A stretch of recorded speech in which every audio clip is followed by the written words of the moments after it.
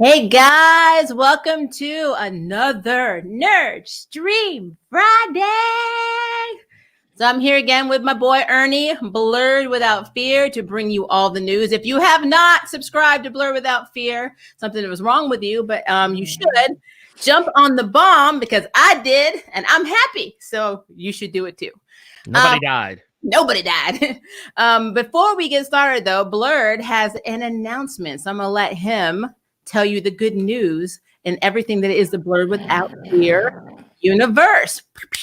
Take it. I guess for those who do not follow me, I was in the last, it's actually technically it's been going on for like a month, but it's only become official in the last week. I am now partnered with the Frederator network, which for those of you who are not familiar with channel Frederator, they are tied to the Frederator animation production company. They produce all sorts of awesome animated shows that you may or may not have watched. Things like The Fairly Odd Parents, Adventure Time. They have also done work for the Castlevania anime that is on Netflix. So it's really cool. It's an awesome opportunity, and it's awesome to be considered, especially since I don't do anything animation related in the slightest. Don't have an animator's bone in my body, but I do love comic books, so I guess that helps. And you like anime and animated stuff, so I do actually. As a result of this partnership, I probably will be doing more anime related projects, adjacent, perpendicular stuff. We'll see. I'm super proud of you. So I wanted to blast that out because I need people to understand that if me and Blerd aren't talking about each other on YouTube, we are still friends. Well, yeah, no, we've been friends for a long time, like longer than I've been friends with most people. And if it says anything, I think I have probably, well, obviously, not as long as Kyle, who we had on the show earlier. I say it like it was this morning, but days ago. Aside from that, like I would dare say, we've had a pretty good long history with each other, just like knowing each other through like work and outside of work, and in nerdy stuff and pre-marriages, actually. Yeah. You're Yeah. kid. I was gonna say, actually, Maria is old enough to know pre-father Blerd Without Fear. Before there was ever a gleam in my eye. Yeah. I knew Blerd when he was just dating his wife. So yes. Like we were literally, and I want to say had literally just started dating.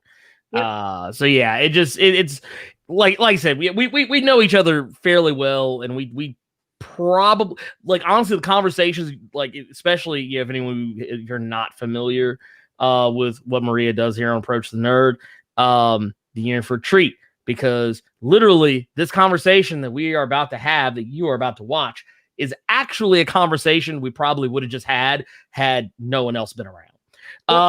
It's why I like having Ernie on my streams. It's very natural because we literally talk like this. Like, we'll get on the phone. I'm like, did you hear about this? I'm like, what the hell? Like, what about this? The hell? You know about this? What's going on with this? So yeah. So yay. I'm really excited. So we got a few things to talk about. And so yeah, I'm gonna pop this question out. Ernie's gonna react, and I'm gonna take 2 seconds. I've never jumped off camera, but I forgot to turn the air on in this room, and I feel like I'm being baked alive. You're gonna slide to the right for a minute. Just blood.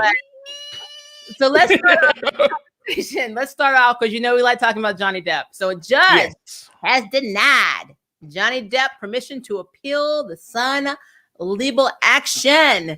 They refused it because they said that he did not have enough evidence to support that he was not a wife beater. I'm like, get away. Sorry, sir, you're a piece of shit, and we can't. We're not gonna do anything about this. You're just gonna have to sit and spin on it, homie. No, I guess the way that, God, the way I feel about this, I feel so many ways about this because, okay, let's. I don't think the two wrongs make a right. I don't, regardless of whether Johnny Depp was beating the shit out of Amber Heard, not my business. Because also at the same time, we also have evidence that Amber Heard was beating the shit out of him in turn. So basically what we're looking at here is an incredibly toxic relationship. A relationship that is incredibly toxic, incredibly vile, venomous on every level and in every definition of that word. And at the same time, only one person is being punished, which, it's one of those situations where I'm kind of like, yeah, he's the guy. Yeah, he shouldn't be putting his hands on a woman, whatever the case may be. But also at the same time, the way I was raised, the way my mother raised me was that, you don't put your hands on other people. You don't purposefully try to hurt other people, especially people of the opposite sex, but just people in general. And I don't know, that's one of those scenarios where I feel like, well, why isn't Amber Heard losing gigs? Why is she still being asked to be in things? But Johnny Depp is being treated like he's basically getting the Game of Thrones treatment, like what they did to Cersei Lannister, where they just walked her through the street butt ass naked and just ringing the bell saying shame. That's what they're doing to Johnny Depp. But Amber Heard, they're like, work. See, I love it. You are a very intelligent person. I love how instead of you doing all Scarlet Letter, you went to Game of Thrones. Yeah, that's what I did. Right It was in me. It was in me at the time. It was in there. That was It was in me at the time. What can I do? Well, but yeah. So I'm glad you mentioned Amber Heard because that's the second part of this to basically, piggyback off of that statement. I also read that she is trying to get a role in Pirates of the Caribbean. And I thought that's some catty shit. I'm sorry. That is catty right there. Oh, why? Look, Johnny Depp was the star. He made this property. He's out. And then the woman you're in court with, who potentially whooped your ass too, is going to be replaced. Not even replacement character, but in the franchise you are no longer allowed to be in. I don't get that. Well, no, you know what that is? That's like, okay, imagine being a regular person. Well, let's take being a celebrity out of this. Let's say you're a person, a regular, degular, schmegular person who's working a $30,000 a year job. And your spouse decides they no longer want to be with you because y'all are in a toxic relationship, and the divorce proceedings cause you to lose your job, and not only your job but also any other potential work you could have garnered from in the field that you work in. Imagine that happening to you, and then your ex-wife, the woman who took you to court, basically has ruined your life, comes along, and now suddenly she has your position at your job. Your job. That you like, could you imagine? Could you imagine that shit? Now, I'm not gonna lie. In some cases, that actually kind of would be the best revenge, because if you had like a shit job, that means she got to work that motherfucker. But like, if you had a prestigious job, I'm not saying you were working fries at McDonald's or anything like that. I'm saying like you were like, the assistant to the regional manager. You were like a district manager. You were like some kind of a like someone in an upper echelon. Could you imagine? I mean, granted, you would be working a 30,000 a year job, if you doing that. But I'm just saying, but could you imagine? Could you imagine the pain? Could you imagine I'm not gonna lie. Yeah, I'm not even gonna say because I know I have an FBI I know agent that's always watching. I was sitting here like, ooh, man, I'm not gonna lie. I'm sitting here plotting. I'm sitting here plotting like, wait a minute, what's that guy's phone number I talked to the other day? Hold on. Now, we gotta discuss something. I'm gonna have to cash out this man some money, apparently. I was just flabbergasted. I'm like, how do you? I mean, you have to have some nerve. Amber Heard has to have some effing nerve to actually go after properties. Like next, we're gonna say, oh yeah, next she's going to be in new Fantastic Beasts movie too. Because no, you don't. Oh, you didn't know? She's already cast. She's already been cast. No, I'm joking. I'm just saying. But I'm like, you didn't know? They actually are not going to be casting that one guy we're probably going to talk about here in a little bit. No, they're actually going to recast Johnny Depp with Amber Heard. She's gonna be playing Geller Grindelwald. You didn't know this? Good Lord. Jeez, Maria, I thought you were on your game. I guess I'm joking. I'm joking. Because the moment I saw that article, I said, I'm not even in this world anymore. This is not reality. It's like, so not only this is a franchise that harbors transphobic authors, but it's also a safe haven. A safe haven for women who beat the shit out of their spouses. Cool. I think one of the things they were talking about was her being a gold digger, as well as a husband beater. And they said, well, they can't say that, so they couldn't say that in the article. But she ain't messing with no broke muggles. Oh no, but like they could. I'll see myself out. Well, they can't defame her, but they can say whatever they want about Johnny Depp. And like I said, we do not support. I'm going to say that again. We do not support domestic violence on any level, and that is the problem. No. You cannot slap somebody on the wrist on one side and let the other one continue to thrive, because he's going to have to reinvent himself. He's going to have to do a Robert Downey Jr. now. Go hide himself. I think you even pointed. We were on the phone yesterday talking about this, and you were like, he's going to have to sit down. And Ernie's like, and be in the dark, and life go by, and then one day just come out of nowhere. There's Johnny Depp. What's he been doing? Man, God, he looks different. Yep. But I mean, Amber Heard's just like, I'm going to be in Aquaman. Heck, I'm going to be in Pirates. And I'm like, it's like, I want all the water-based franchises. Yep. And you better not write shit about me, or I'm going to sue your ass. And the judge says, I can. But Johnny, you can't. Sit down. That's not right. That is not right. It's terrible. It's terrible because I feel like you are a dangerous precedent has been set here. And I don't think people are actually thinking about the ramifications of this, but I think a very dangerous precedent has been laid out. And it is like, if you thought for 5 seconds that, the man is automatically at fault anyway, so how is this new? No. This is turned these like situations like these have now essentially become kangaroo court. Like basically the jury, the judge, the prosecution, the defense, they've already made up their minds before you even walked into the courtroom. So it's messed up. It's messed up.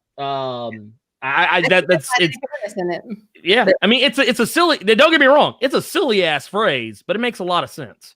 Kangaroo court. But yeah.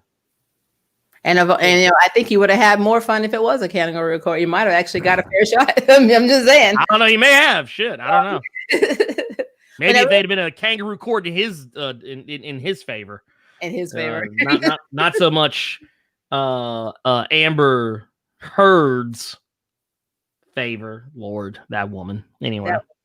I don't know. My only saving grace to her still being Aquaman is if she starts flirting around with Jason Momoa, that his wife Lisa Bonet will whoop her ass. So it doesn't really matter. That's what I'm saying. He ain't trying to fuck that nowhere. Up. Not today, bitch. Look, because I'm gonna tell you right now, you know what's gonna happen the second she starts flirting with Jason Momoa. He's gonna get on the phone like this. Miss Bonet. She tried to touch my pee-pee. And somehow she's just gonna be there. It's like how Denise please come get old school Cosby show. You know how Denise would just like disappear like Chandra, they just be gone. Lisa's gonna appear on Aquaman's set. They won't even be in the States. She's just gonna effing appear. And look, just gonna explode. She's gonna be gone. Let me tell you something. Let me put you on game here for a sec. Lisa Bonet's game is so airtight that she's got her fucking ex-husband, her baby daddy, Lenny Lenny, don't you want to go my way, Kravitz? Lenny, I just want to fly away, Kravitz, out here kicking it with Jason Momoa. Like, that ain't the dude who's hitting his essentially is tearing down his old the walls he used to get in. Dude, she's got these motherfuckers out here acting like they like each other. Ain't this not a bitch? No, that woman is dangerous. You don't mess with her. Yep, like she makes people thirsty. Mm-hmm. Back off, Amber. I'm just saying. Look. That's the one. Look, I guarantee you right now, she'll put a root on you. What's the last name? Bonet? Yep. Lisa Bonet? No, she'll put a root on you. Yes, she will. Look, y'all motherfuckers. Look, like I know some of y'all know what I'm talking about too. Y'all know what a root is. Like, yeah, this is a voodoo curse. Amber Heard will wake up one day, all her drawers will be buried in the yard. She can't leave the house. now you gotta make it more realistic to the project. Her ass can be underwater and can't get out. She's like, you really out here now, look, that bitch gonna turn into water. It's like, oh, you thought she was controlling water in Aquaman. Oh, well, no, check this. Nah, bitch, that's my power. I mean, we're just keeping it real on the show. Just saying. So we got some gossip. I mean, it is just gossip. Don't come off of this channel and this stream and say what they said. No, we did not. This is gossip. I ain't shit. Alfred Molina is being rumored to be returning as Doc Ock in Spider-Man 3. I'm for it because I thought he was a very good Doc Ock. Actually he was. So I would be down for that. I'm just wondering now, because I know the plot to me, I know they're filming right now. The plot to me is I'm going to say curious, because I can't figure out what the hell is happening. I thought maybe we were leading into Spider-Verse, especially if they're going to bring Toby and Andrew back. I still have no idea, because again, that has not been confirmed that I have been able to find. So I don't know what they're doing. And then some people are still saying if Tobey Maguire is involved in this project, he's not coming back as Peter Parker from a different Earth, that he's going to be Uncle Ben, which I'm not. I don't think that's a bad thing. I think that's a good homage to him, because he is the first movie live action Peter Parker. It's like what they did with Flash. Yeah. But you had the original TV Flash. Yeah. John Wesley Shipp played the dad.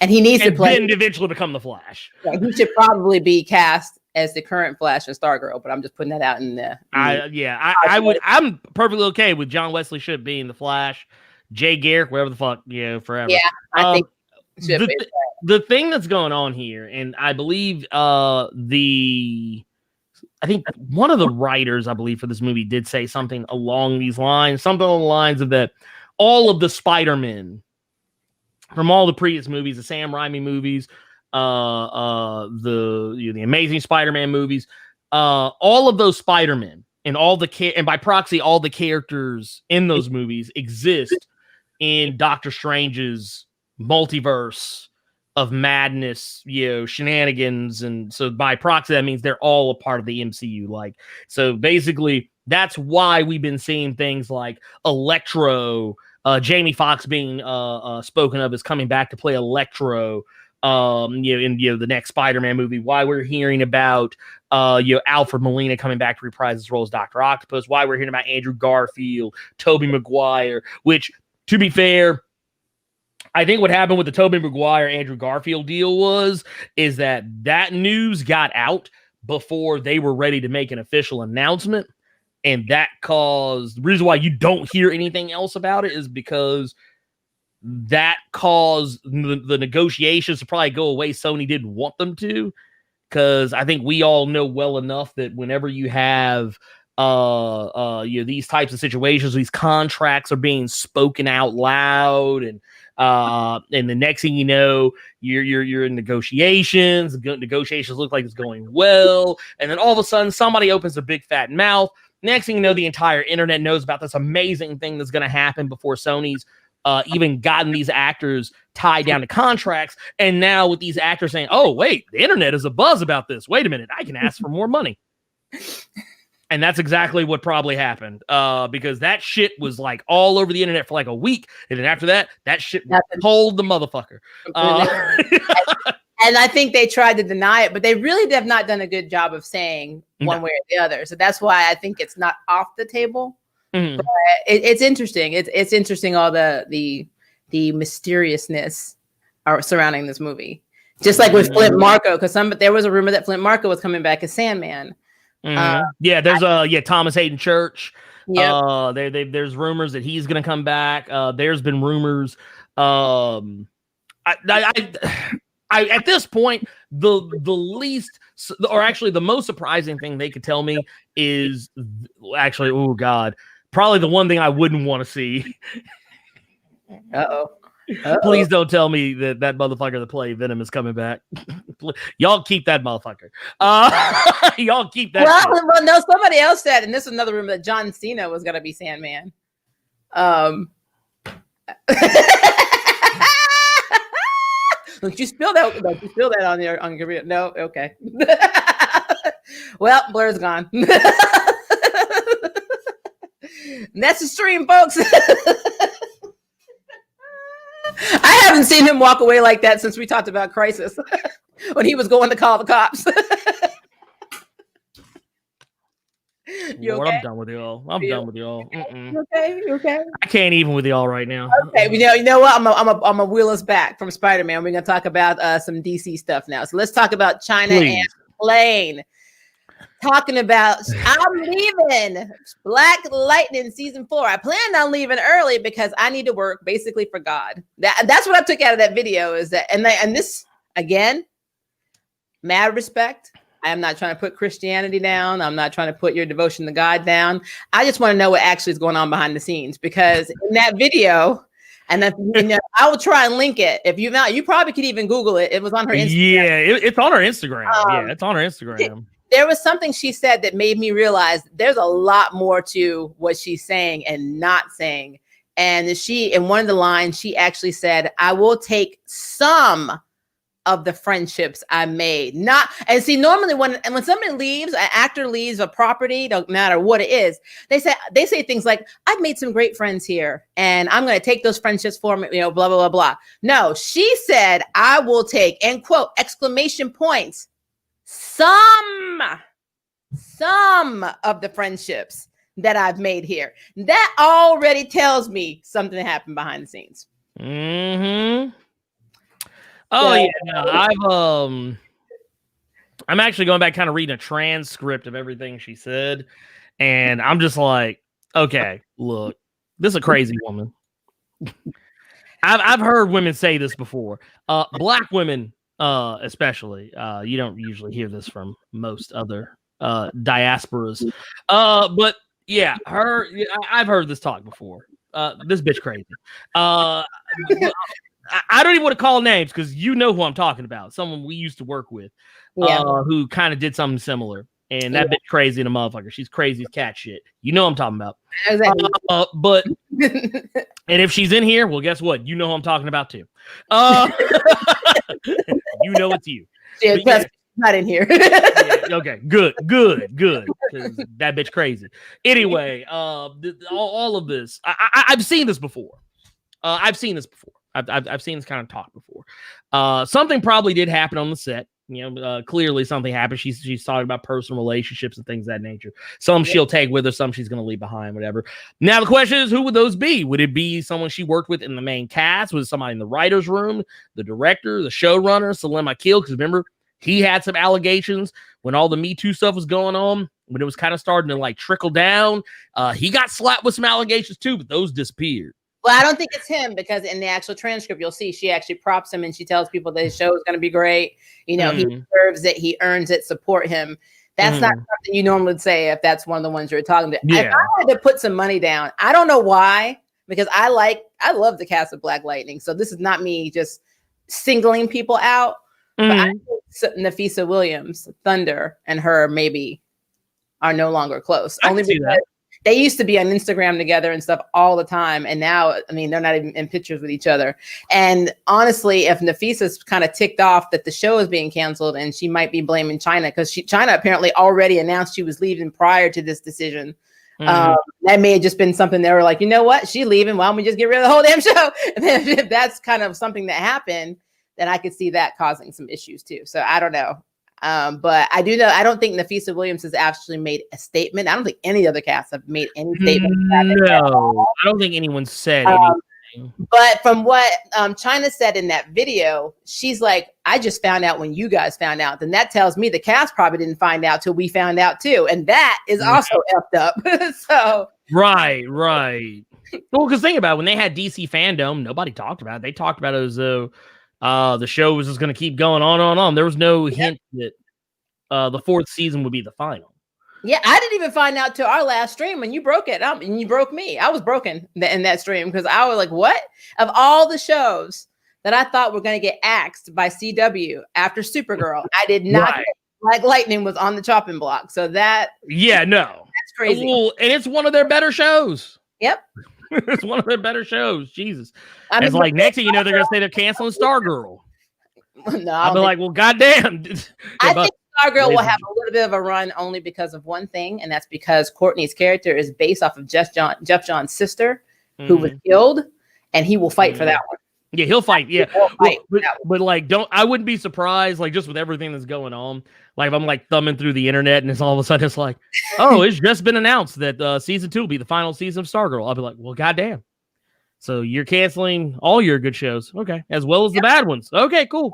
Another rumor is nice CW verse. Yep, Legend of Tomorrow is going to be on the chopping block, is what somebody has rumored. An insider in CW has said, and this is a rumor, that Legends is next, which it could be. This could be their last. Honestly, it's probably for the best.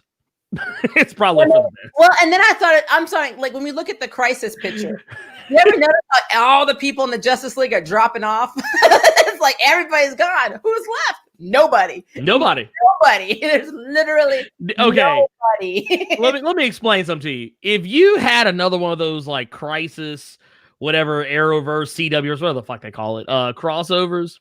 If you had one, which I don't think they're gonna have one again, not for a while. They should if they are. The thing is, they don't got nobody. They don't have anybody. The Batwoman you have is a completely different Batwoman.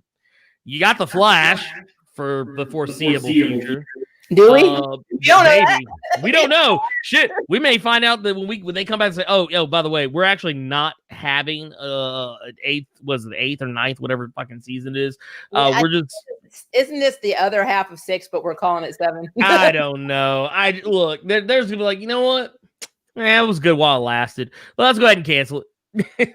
Like, they're not even going to finish it. They're not even going to, like, finish production. Nah, we're good. Just go ahead and cancel. Yep, we're completely done.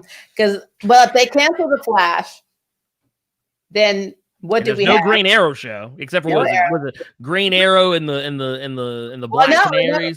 That has not officially been greenlighted yet. That's in limbo. Okay, so here's the thing. Good, don't greenlight it. Let that shit. And I'm not saying like, look, let me be honest with y'all. I don't even care that it's a show about a bunch of girls. It doesn't have shit to do with it. I'd rather do a Birds of Prey show. I would rather do a Birds of Prey show and be done with it, because I'm not gonna lie, those girls, the main one, Catherine, like that bitch. Good Lord, I can't stand her. I don't know what it is about her. I can't put my finger on it. But the whole time she was on Arrow, I was just like, oh my God, get this bitch out my face.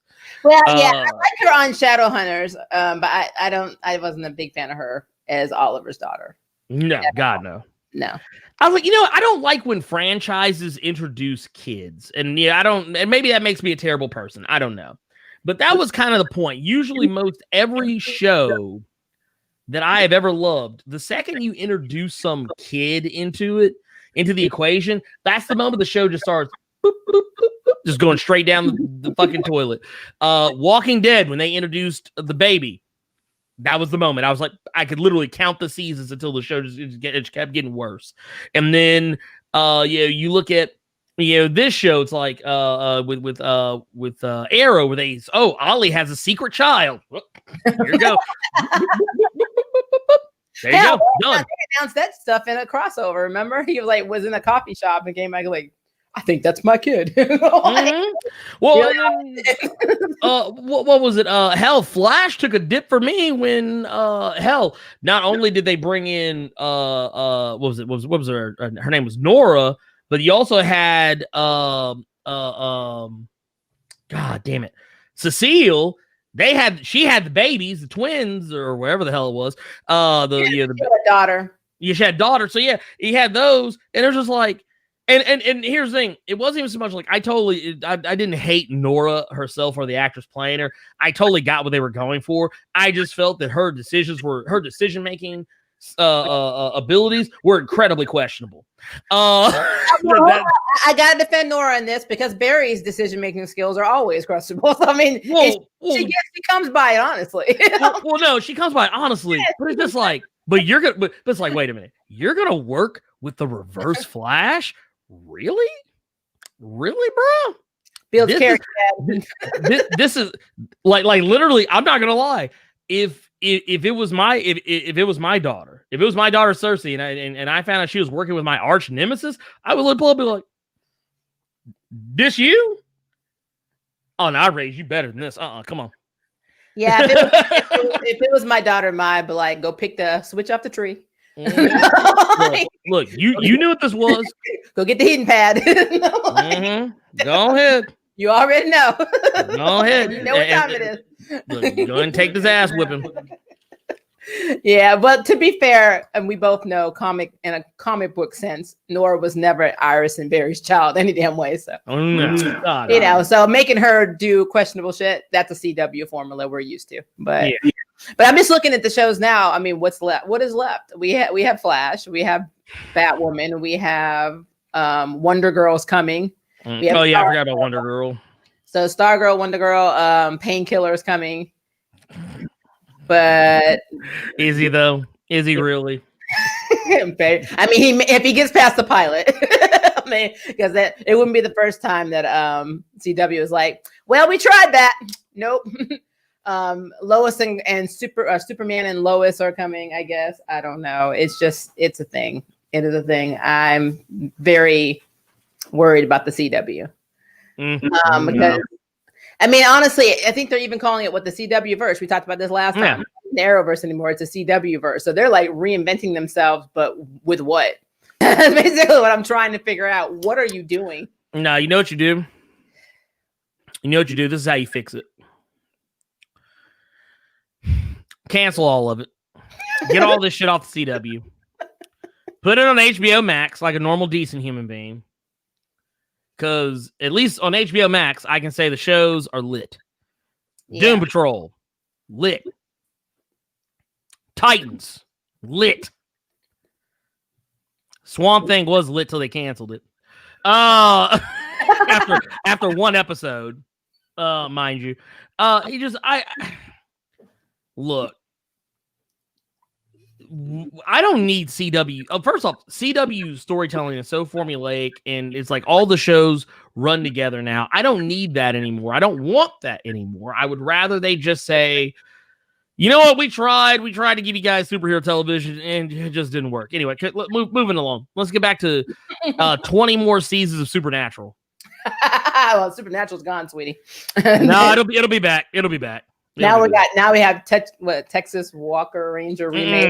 It'll be back. Norris, so it don't matter. Look, that shit's gonna tank, and you know what they're gonna do? They say, hey, we could just do more Supernatural, and they'll be like, all right, cool, let's do it. Let's do 20 more seasons of Supernatural, because we all know that's what CW really wants.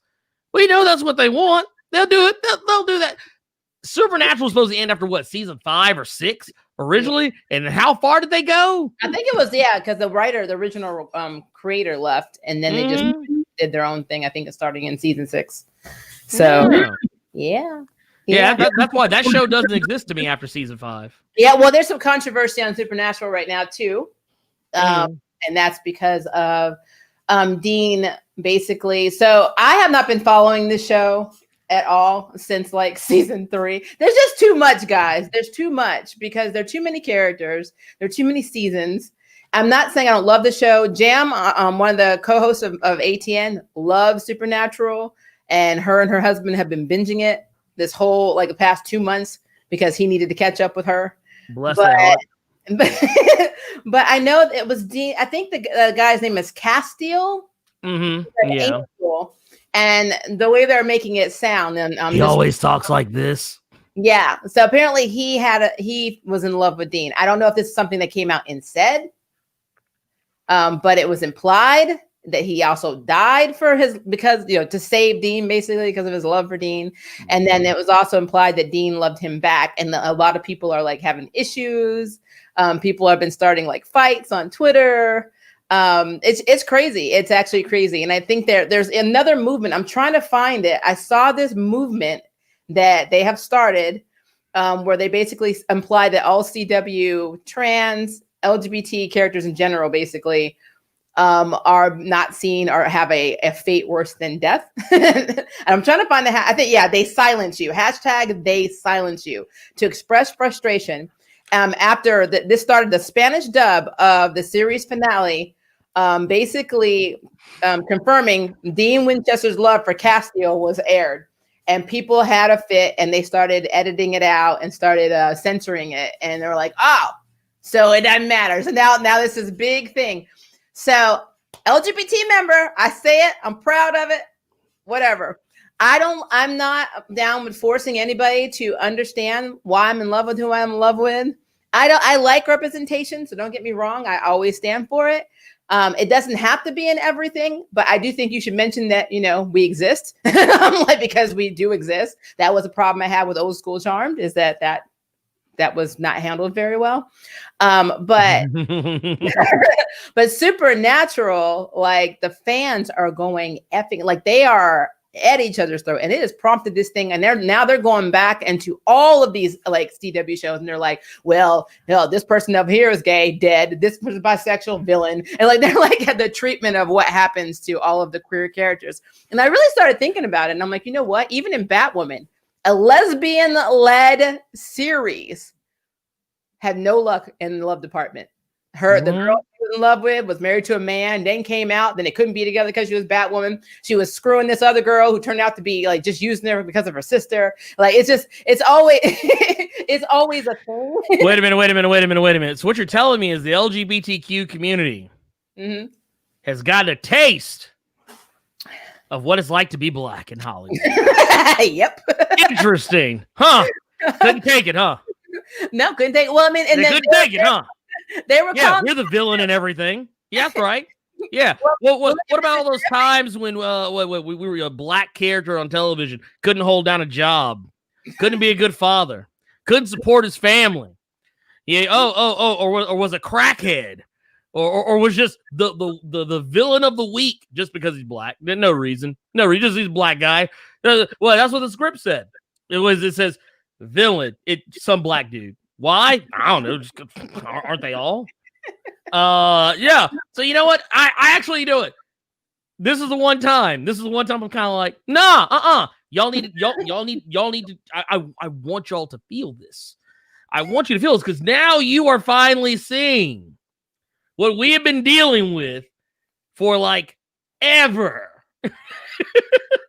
So let me carry on and I'm gonna slide into the crack here. You over here, I'm gonna slide down into the crack. You see this skin color? Oh, I see it. You see it. My whole damn life. My whole effing life. I've had people come up to me speaking Spanish or asking me if I was from the Philippines while I'm standing next to my father, who is 3 shades blacker than Ernie. And then when I said, well, I claim my blackness, to be told, oh no, well, we don't see it. Because we can see through you in the light. I'm like, so I'm just saying. I got struggles of my own. Look, I can't even get to the racism. I'm like, look, if somebody dropped the N-word on me, Ernie, I would be mad. But first I'd be like, Thank you. So thank you for finally seeing me as a black person. This is great. Now I'll be 44 on December 8th, guys. It's only taken 44 years for this moment in my life. It may never come again. We might want to document it. Get out your phones, hashtag shit, because next week I'm back in Mexico. I don't know what happened. It just happens all the damn time. I'm just saying, my name's Maria. I get it. It's confusing. I look like this. My mama was white. I understand. I am biracial. I'm proud of my Scottish side. I'm proud of my Native American side. And I'm fiercely proud of my black side. I claim them all. Get this. I claim them all. I claim my blackness. I want to be in the fucking line for Black Lives Matter. Do you understand what I'm saying? I want to be on my channel and talk about my love for black superheroes and not have people come and be like, what the hell you know? I'd be like, what the fuck do you know? That's me though. That's me. You can't do everything you see me do. I know.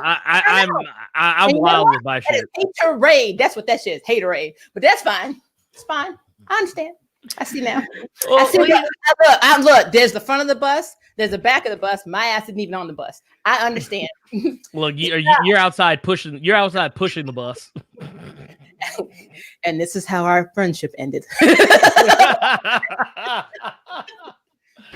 And now back on the LGBT thing. So I already talked about Supernatural and the craziness that is happening because of this. Also, Charmed season 3. Charmed has cast its first ever transgendered actor, J.J. Hawkins, as a character who is basically going to be a college student put in the series to inspire one of the witches to confront something they normally wouldn't confront. I don't know what that means.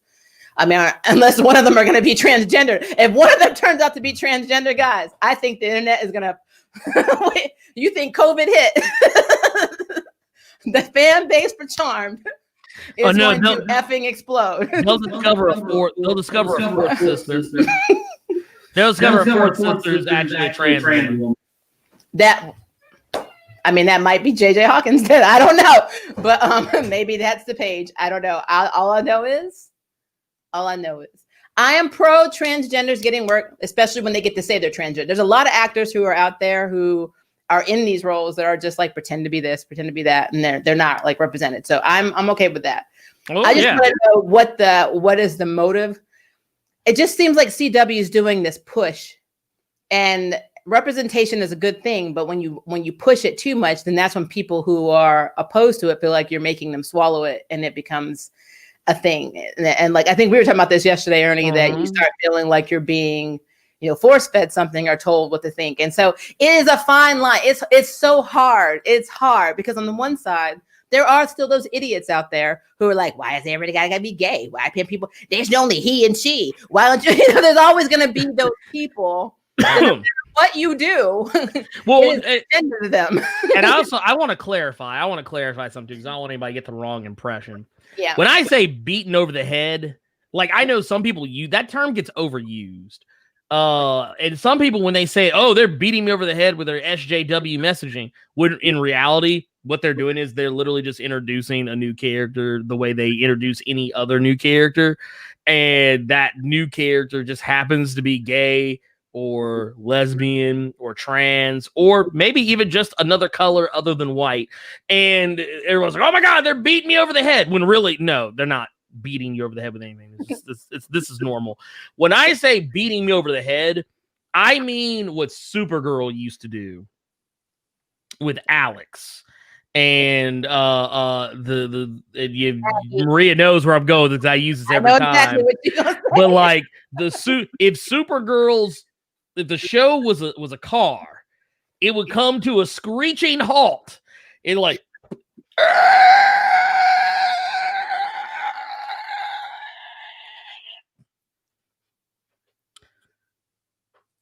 ladies and gentlemen, I present to you Alex and Maggie, our lesbian couple. Everyone give them a round of applause, please. Clap, God damn it. Clap. Accept it. Accept it. And then after they had after they put the show on like maximum pause, then they go, okay, now back to Supergirl. That's what I felt like. That's when like what was that video game I was telling you about? I forget the name of the game. I do not remember it to save my life. But it's a game by Don't Nod Studios, which I love Life is Strange. And I think Life is Strange 2 is also a very good game. And Life is Strange 2 is all about LGBTQ messaging. But they made a third game that is not called Life is Strange. And in the trailer for the game, they're really telling you, this game will teach you how to be a better person towards LGBT. I was like, okay, first off, no. Now you're talking down to me. Fuck you. I'm like, now you're talking down to me. Yeah. This was the bridge too far because I think that as a person who is very accepting of LGBTQIA plus peoples, a person who is an ally to those same said peoples, and also a person who is just already progressive and forward thinking anyway. I don't need, like, first off, I don't need that because I already know how to talk to people. And you know how you talk to LGBTQIA people? The same way you talk to anybody fucking else. You treat them like a fucking human being. Yep. That's how you treat them. That you treat them the way you would want to be treated. So yeah, I don't need a motherfucker or a video game or book or movie or TV show or anything to be like, hey, you don't talk to them like this. You treat them this way because they're different from you. And no, I don't need that shit. I don't need that shit. True. I stopped writing Ernie scripts a long time ago. Right. Right. I don't need that shit. So yeah, that's what I mean by it is true. beating it's me true. over the head. Like it's like we were talking about. Like I've always been of the opinion that every cause, every activist fight out there are extremients. There's always going to be. I don't care what it is. I don't care how just even good causes. Yes, there are extremists. So and it's sad. Like I know there was an incident where a few people in the LGBT community walked into a bar that was run by a Christian who was not anti-LGBT and basically beat the hell out of him. And it was like, because you don't like us and you don't work us from here. I'm like, but you walked into his bar and sat down and he served you and then you beat his ass. So like, you're not making a good case. Yeah, so, you're not making a good case for yourself at that point. It's not. But yeah. So I just had to say that because, like with the transgender thing with Charm. Now in this regard, I don't know where they're going with this. I am happy they did it because honestly, every time they do something progressive, I feel like it makes Holly Marie Combs and everybody else upset that it didn't happen during their years, even though they never thought that as producers to even say anything at the time. Why don't we have this and represent this? This show's terrible. We would have done that if we would have been given the opportunities. Yeah. I'm like, no. Bitch, sit down. You would not. You are a producer of a show. You basically can make, like you can make not demands, but you can throw pitches out there and say, I think we should incorporate this as a producer of the series. I'll slap a motherfucker. You had her and Alyssa Milano and eventually even Rose McGowan were all producers on Charmed in the last 2 to 3 seasons. And you are not going to tell me that they couldn't have been like, why don't we have some real shit happen? Actually, I want to point out something. On this show. I think it stands to good reason why Shannon Doherty is the only one who actually ever has like anything like even so much as lukewarm, to say towards any of the current. Because if I'm not mistaken, what was it when all that shit was going on with Holly and what's the bitch name? Rose McFuckstick. That one. Yeah. All them bitches. Yeah. What was it? What one of the girls on the show said Shannon Doherty was actually like the only one that was actually nice to her. That was yeah. No. On the new show, was on the new show. Yeah. Yeah. Sarah Jaffe said that her dad worked on the original Charmed, I think, as a producer or maybe a crew, and that Shannon was nice to him. Yeah. See, there you go. Yeah. Like I just I used to always wonder, like, why did she leave? Because Alyssa Milano is what the rumor is, because they said I believe that shit. Work with, yeah. But I mean, I'm beginning to think that Holly wasn't that great to work with either, just from how she's carrying herself now. And and like I said, I like the OG Charmed because that was my introduction into that, besides The Craft, because The Craft was the movie that got me into watching Charmed. If I had not seen The Craft, I wouldn't have thought twice about watching Charmed. Yeah, well, and honestly, if you didn't have Craft, you would not have had Charmed. Yeah, we probably wouldn't have had Charmed either. Because that's all Charmed was like, ooh, that Craft movie's doing really good. Hey, let's make a TV show that's kind of like it. Yeah. Only not really. It's not really. But it's just really weird that like none of them, like all of the platforms they're saying that they had back then, it wasn't true. As a matter of fact, I don't know if people have noticed this. I know Nicholas probably has, because Nicholas is going to say it when I say it. Remember Daryl in the show? Mm-hmm. So Daryl was let go, and it was either the last season or the season before the last season. The reason that he was no longer shown in Charmed is they let him go because they wanted to save money, because they were cutting costs and they want to be able to do special effects. Mm-hmm. And so it came between cutting the budget for special effects and letting him keep his job, or letting him go to keep the special effects. Now, remember that Rose and Holly and Alyssa were all producers at this time. Mm-hmm. I'm just saying. Throwing it out there. I'm not look out there. Practice what you preach. Yep. You was out here talking all that good shit, and now look at you. Yep. And now we have a show that has, I will say, sometimes it has too much progression. There's too much too fast. Don't get me wrong. I'm a progressive guy. I'm a progressive guy. Let me put it this way. One of my favorite TV shows, and I unabashedly love this show because it is so trashy, was Spartacus Blood and Sand. Everybody was fucking on that show. There were dudes fucking dudes. There were chicks fucking chicks. There were dudes and chicks fucking each other while other dudes and other chicks were fucking each other. There were literally trans men and women fucking each other and fucking other characters. I didn't give a damn, because you know what? That's not what I watched the show for. I watched the show because I like watching people get stabbed with swords, and I also like people like screwing each other over. This whole cat and mouse political game, this game of intrigue. There was a lot of that going on the show, so I loved it. Not to mention, I have a thing for Lucy Lawless, and that show gave me something I never thought I'd ever see a day in my life, and that was the pleasure of seeing Lucy Lawless butt ass naked, and that alone is worth the price of admission for me. And yeah. It's one of the few TV shows I own on Blu-ray. That should tell you something. I have never seen it, but you know how I feel about Xena, so you just inspired me. I need you to cut out scenes for me and send me them clips. I tell you what, if you ever want to borrow, I have the entire series on Blu-ray. If you want to borrow it, or heck, if you want my Vudu login, it's on there too. So. Yes, I will have to. You think I'm watching Spartacus, but I'm watching Lawless. No. Look. There's a reason why she became a mainstay on the show. Because it was fantastic. But and at least. And I want to say just about every actor that's been like a villain in the CW Arrowverse, whatever the fuck they want to call it, has been on that show. Because the dude that's playing Eclipso for Stargirl, he played Asher on Spartacus. He also played Captain Boomerang. He was Boomerang in earlier seasons. The chick that played Amanda Waller, she was on that show. The guy that played Weather Wizard, he was Spartacus because the original actor passed away before the beginning of the second season. There's so many different actors. Oh, the guy that played Deathstroke, Manu Bennett, he was like one of the main leads on the show. So then somebody in the casting for CW must have worked with Spartacus. I believe so, because so many actors from that show crossed over to it, like almost regularly. Yeah, almost regularly. I'm gonna have to check that out because it's good.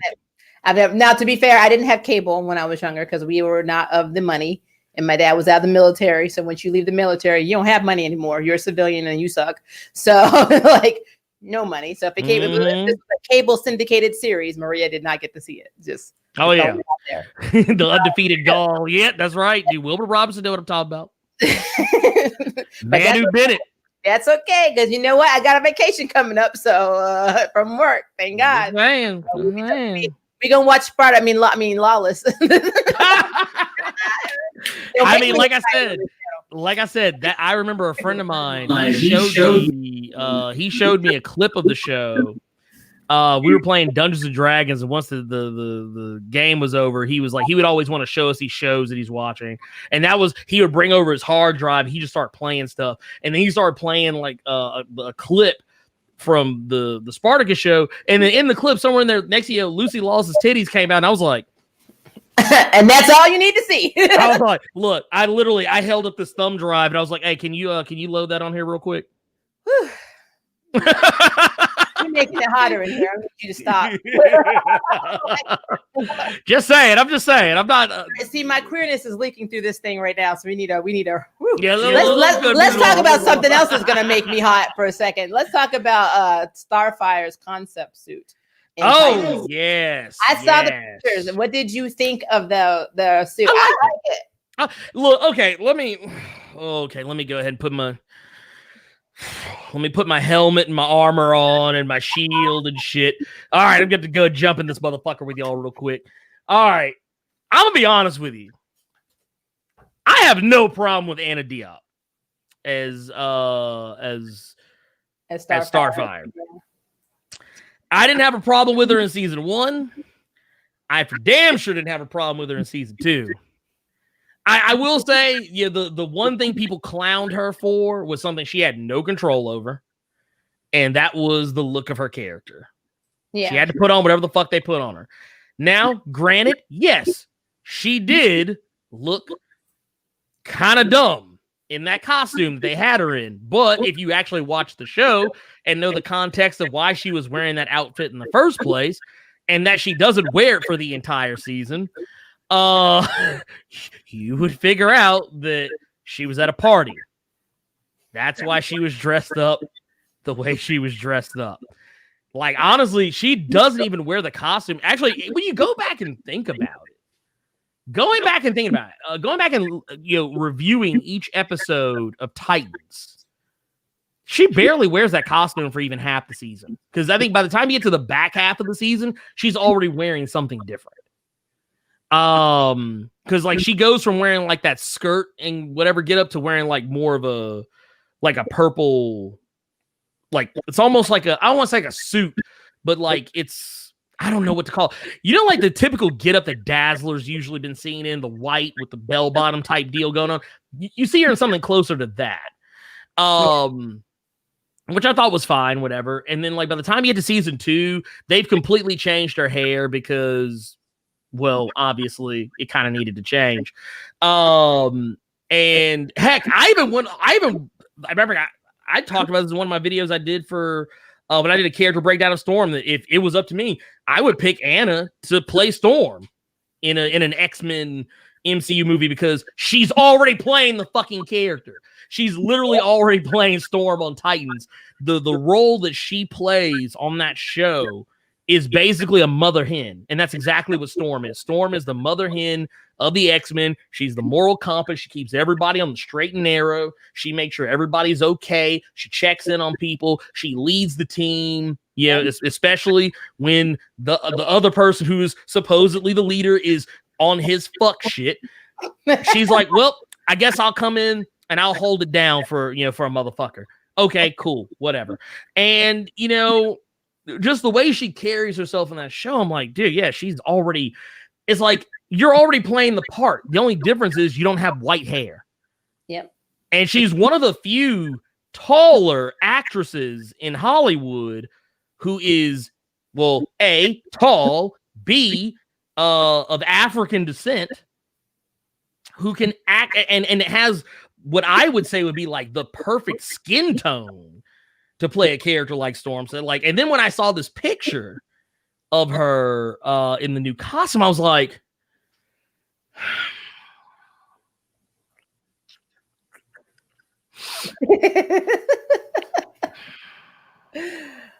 this is it. This is it. I loved her hair. I loved the hair in it. I thought the hair was... Oh, yeah. Yeah, she looks fantastic. Kevin Jones says, unpopular opinion, I don't like the Starfire costume. The purple and gold clash and it looks too busy. Well, I will say this. when they took that is her in the comic. It is from the comic, and plus, if you look at where she is, that is definitely a green screened area. So it does magnify light. So we don't know if it's going to look exactly like that when they're filming. Because if you look at Thunder and Lightning suits, they're not as yellow and popping as they are in the photo shoots. No, they're not. Yeah, I think that if you look at this, if you actually look at the episode and see it, and then you give it a chance and you see it's kind of muted down, I think you might like it a little bit more. But if you think it's just too busy, everybody's entitled to their opinion. We're not saying, oh my God, Kevin, how effing dare you not like this suit? But I mean, considering, dare you?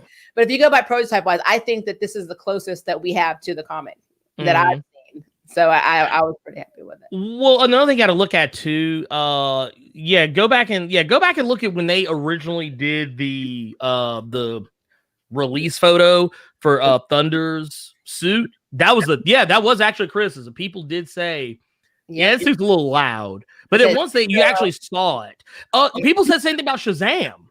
People said Shazam, his suit was too busy. But then we actually watched the movie, you're like, it doesn't even come across, because a lot of the shit you see on that costume is probably going to be muted or changed in After Effects, in post. T'Challa, Black Panther, his suit is oddly enough more busy on set than it actually is in the movie, and they go in and specifically go out of their way to make it more busy. So it's one of those things, like, that's why I always say, like, when I see a set photo, I actually want to see that. I want to see something in motion before I give like a full judgment on it.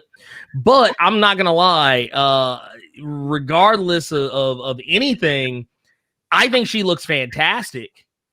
And in what is honestly a costume that is probably, I think what they did is they actually went a route that was a little more tasteful. In terms of, you go back and look at Starfire's costumes in the comics, they were always really like risque. Yes. Okay. Fuck that. It was a goddamn bathing suit. Let's just go ahead and call take it from Psylocke's closet.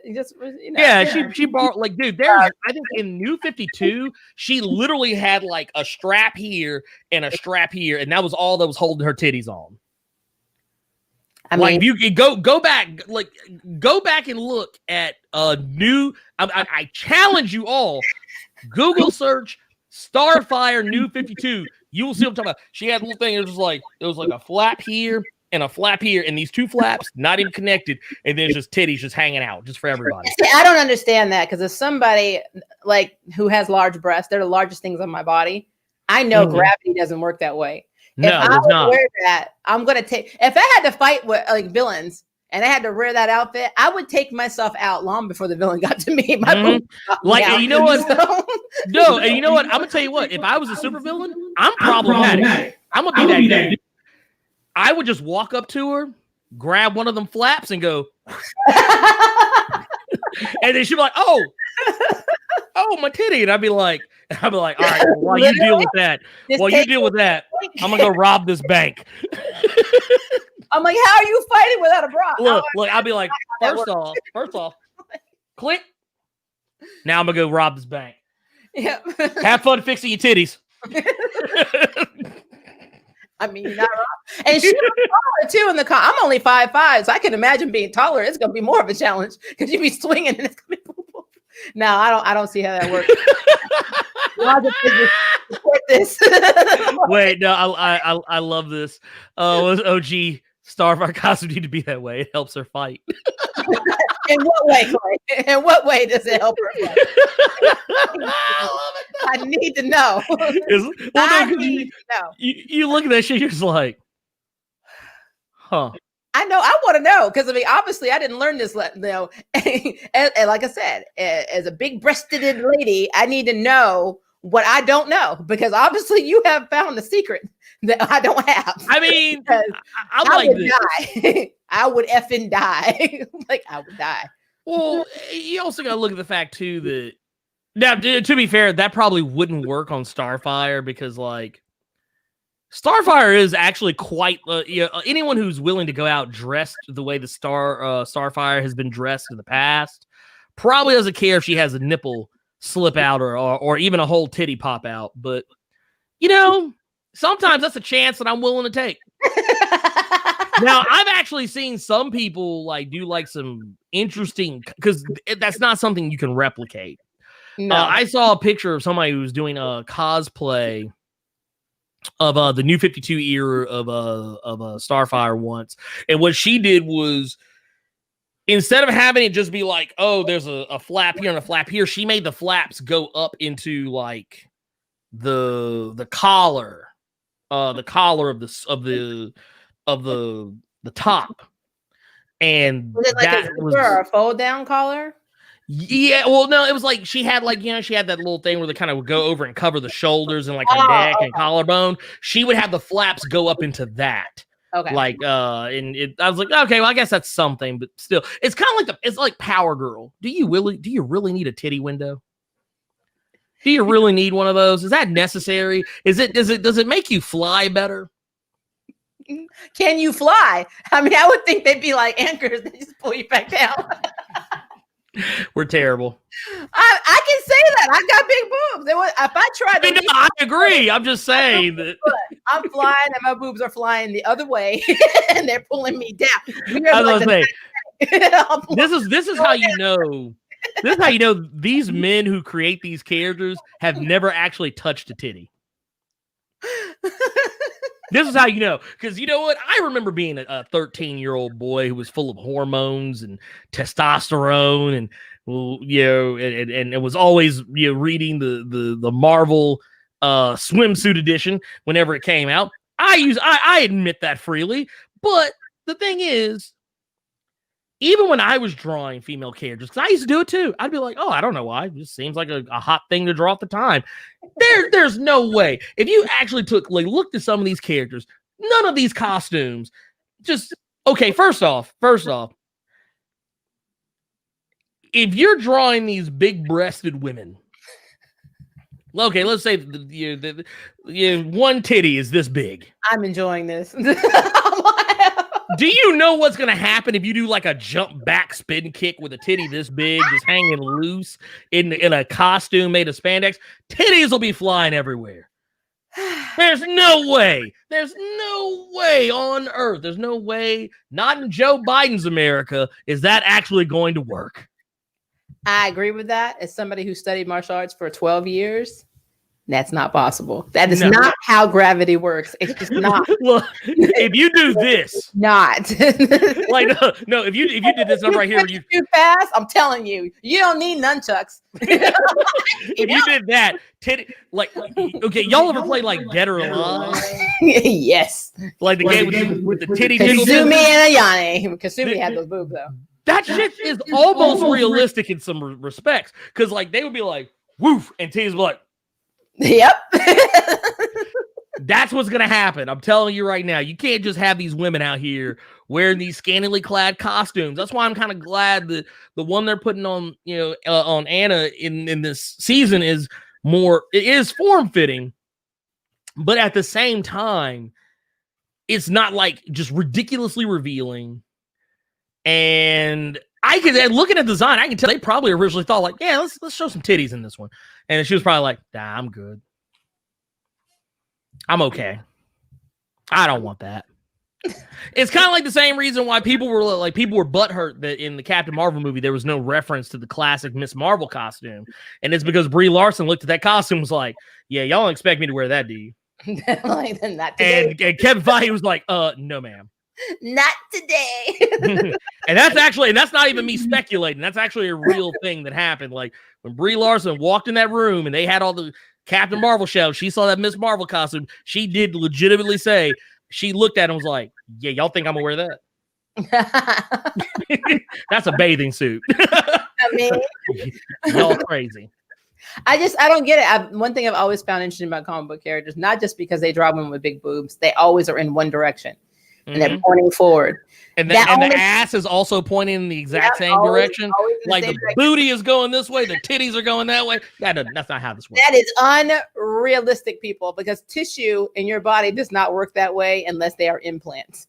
If you have an implant now, not moving. Here, like remember those old covers with Psylocke? Yeah. And she would be her body is actually facing this way. But you can see both titties pointing that way, and then her booty should have it twisted where the booty, you can see both butt cheeks going that way. That's the human body does not twist that way. I'm sorry. I don't give a fuck if your hand. I don't give a fuck. I'd be like, hello. Oh, I just saw a super chat for $5 from Claymore. And you know what's interesting, Clay? I didn't realize I had that enabled. So it's awesome. Thank you. Hey, Claymore was good, pimp. That is awesome. But so let me talk about this, Ernie. Mm-hmm. We're gonna break this down because I love having these philosophical conversations about boobs apparently with you. So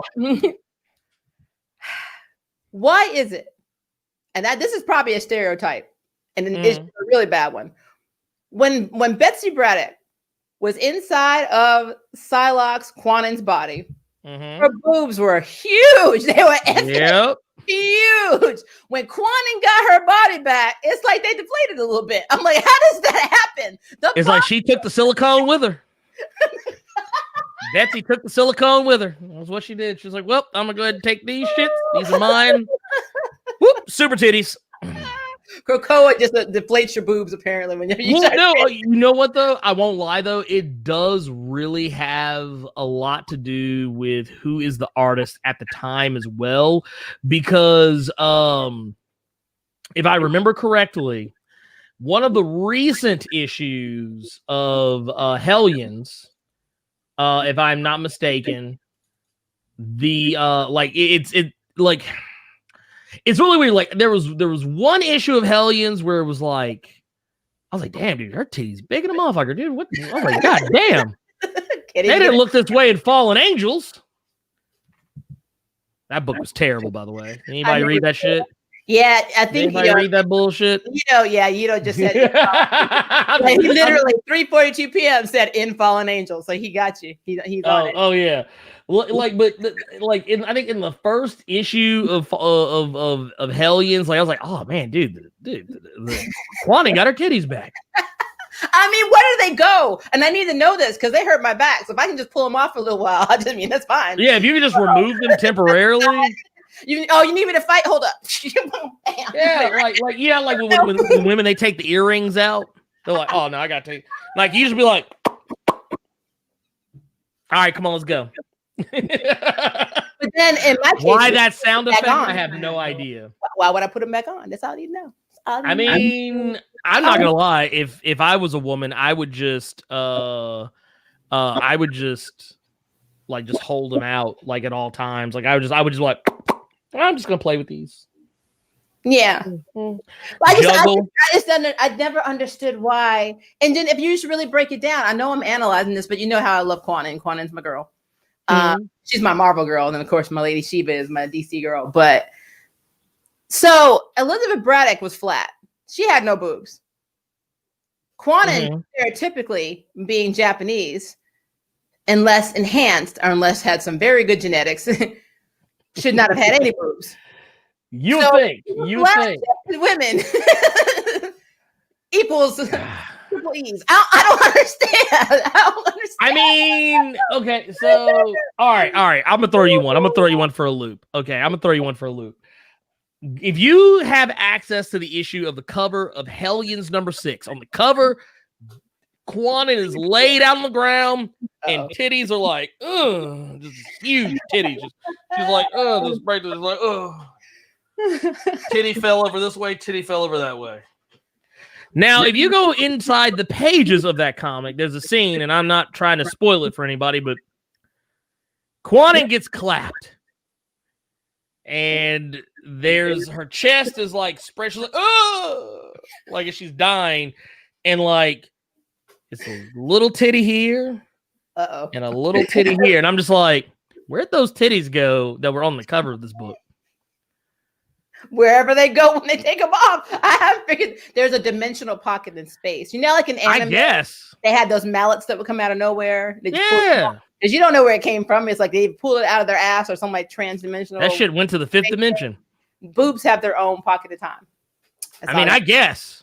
And for some reason, I wasn't born with the password or the key, so I can't do it.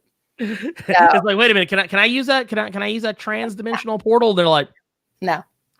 Look, it's just like you said earlier, Maria, get back to the back, pushing the bus. That's all you get. That is your place. You don't get to ride the bus. You don't get the password to the boob dimension. No. And you don't even get to watch Spartacus because you didn't have cable. All of it. All of it. You get nothing. I have a trifecta of bullshit. That's what that was. Nothing. Nothing to see here. But yeah. Now that we have talked about boobs, probably not enough, but we probably should move on. Probably. I didn't mean for this to become a boob show. Just no, hey, I wasn't complaining. But yeah, Shuri, we're talking about Black Panther starting to film next July, which we were talking, and that was what we mentioned. And then now they're talking about it being more focused on Shuri, which is good. Because she had a very, very big role as Black Panther in the comics. Yes. And I think one of your issues was in the MCU is how they made her the Felicity mold or formula from the CW in MCU. So if you were to speculate which direction they would be going, do you think that she would be taking the Black Panther mantle in this new movie? Or do you think they're going to spread it out? Like, I don't think they should give it to her like right away, like not like in this movie, but definitely start making a believable transition from her being the character she was presented as.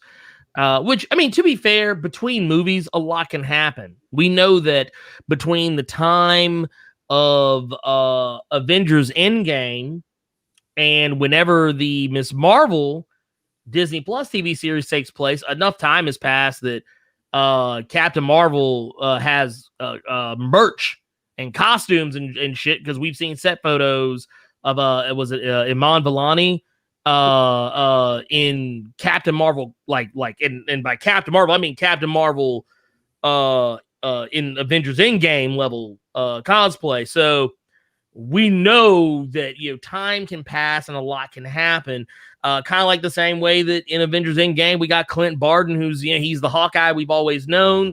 And then within the span of 5 years, which is off-screen time, from the beginning of the movie to literally 5 minutes later, he is Ronin and he is out killing people left and right. And he is not even really using a bow anymore. He's out here clapping folks up with a sword. So a lot can happen. You can write it in there that way. But I think for Shuri, I think you do Shuri a disservice if you do it that way. I think what you do is you actually spend a movie where she has already leveled up, like she's already kind of become more of that character, but she hasn't fully embraced that character yet. And then over the course of that movie, show her going through those transformations. And then, by the time you get to the next movie, you could already have her being it's already believable that she's a 100% badass who like she is in the comics. Because when we're first introduced to Shuri in the comics, I'm not gonna lie, she is not the best fighter. T'Challa beats the brakes off of her. When they square up. But that it's the reason why, in Reggie Hudlin's Black Panther run, Shuri was actually trying to get the mantle of Black Panther, and T'Challa beat her to it because he just happened to be better. But when you get to the 5th volume, and actually, matter of fact, in that 4th volume, she's never even killed a person before during Reggie Hudlin's initial run on Black Panther. And when she does kill somebody, it actually fucks with her for a while, and you don't see her very much in the Black Panther comics for a minute. And then she comes back, and then you start learning that, T'Challa's been taking her under his wing. He's been training her to fight like himself. And then you learn later on, T'Challa just got clapped up by Dr. Doom. Oh no, what are we going to do? We need a Black Panther. Who's going to be Black Panther? I don't know. I can't be Black Panther. Can you be Black Panther? No, I don't know, man. I can't be Black Panther. My name's just Wakabi. I can't do shit. Well, Zuri, can you be Black Panther? Man, I can't be Black Panther. Well, can we get M'Baku? We can't get him. In the comics, he's Man-Ape. We can't do that. And the next thing you know, it's like, oh, well, we got Storm here. Can Storm be Black Panther's? Like, well, y'all need to calm down. We can't do that just yet. She just got here. And it's like, oh, well, how about Shuri? It's like, oh, yeah, we got Shuri over here. Okay, here you go. Get on in there. And by that point, she's already proven like she's already a badass by that point. She's leveled up. That's kind of what I mean is like, give her that movie where like she has that opportunity to show us that she's growing. Yeah. And once you get that growth, boom, we go off to the races by the time you get to a third movie. You know, heck, you didn't even have to be a third Black Panther movie. That's actually one of the things I wish they would have done is taken Shuri and put her in somebody else's movie. Like, you know, a lot of people were talking about, oh, man, it'd be so awesome if, like, she could go, like, you know, we always had that one character from the MCU that's, like, always, you know, hanging out with Spider-Man and all of his movies. Like, if they would have actually, like, could you imagine if instead of, not saying that I don't want Spider-Man Far From Home to be what it was, but could you have imagined if their class field trip would have been to, like, Wakanda? Yeah, like it was one of those situations where it wouldn't have worked out because Wakanda's an isolationist country. But, you know, the whole idea at the end of the first Black Panther movie was that, you know, oh, hey, we're not going to close ourselves off anymore. Could you imagine if that first movie back, they were like, no, we're not going to France. We're actually going to Wakanda. Yeah, they did joke about Starbucks. I mean, why not? Yeah, right? And then, like, could you imagine Peter Parker hanging out with Shuri? That would be amazing. Not to mention, we've kind of gotten a glimpse of it. They teased something kind of like that. Not saying the exact same thing. Well, but when they did the Wakanda Forever mini-series where Spider-Man was hanging out with the Dora Milaje, Okoye, and all that. Dude, you could do that there. I mean, it's I don't know. He would not have had to gone to Wakanda because, you know, she's in the tech. So, and she could have been a transfer student. I mean, yeah, well, she could have been over there to give a presentation on technology to tech, you know, because they're tech students. So at least that's what they're supposed to get the Visionaries Academy. Yeah. So they should be able, she can go over there and say, well, this is the future. This is what I do. And you can you can be like me someday. And then that's how they kind of. I'd love that shit. I'd eat that shit up. Yeah, I'd eat it up. Could you imagine Spider-Man getting a suit with some Wakandan, some Wakandan? Oh, you know what? It would be really cool, because think about it. He got one of his suits from Stark Industries, and then he goes and gets one from Wakanda, and it's better made. Like, this is the real shit. I mean, hey, look, I'm not saying it has to be a thing, but now that we brought up Kevin Feige, you know what you got to do. You know what you got to do. Make it right. Look, make it right. One of the jokes I heard on by Trevor, what was that? The Today Show, I think it's called, at home show. Yeah. He said, why is Africa beating COVID? And he said, because it's made in Wakanda. Like, they got the vaccine. Like, yeah, that's like, dude, we got this shit. We got the heart-shaped herb. What are we going to do? Wakanda didn't have COVID. Dude, I just made, you know what? I just came with the perfect Spider-Man movie. Uh-oh. I just came with the perfect Spider-Man movie right here while we're talking about it. You do all that shit you were talking about earlier. You know, Shuri coming to New York and you come and maybe giving a presentation at Peter's school. Imagine then, all right, you got Kraven the Hunter showing up. Okay. Oh man. That way you could introduce a character like Kraven. He's like, oh shit, I heard the Black Panther is in town. But it's not actually Black Panther, it's just Shuri. That motherfucker pulls up thinking that he about to clap T'Challa's cheek sideways. It's like, oh wait, it's just this kid. Oh wait, there's a Spider-Man. Okay, there you go, dude. You could have done that shit, Kevin. Call me. I got ideas. He needs them because I'm still a little confused on what he's doing with America Chavez. So he needs. I don't think anyone knows. I don't think anyone knows right now. If I'm being brutally honest,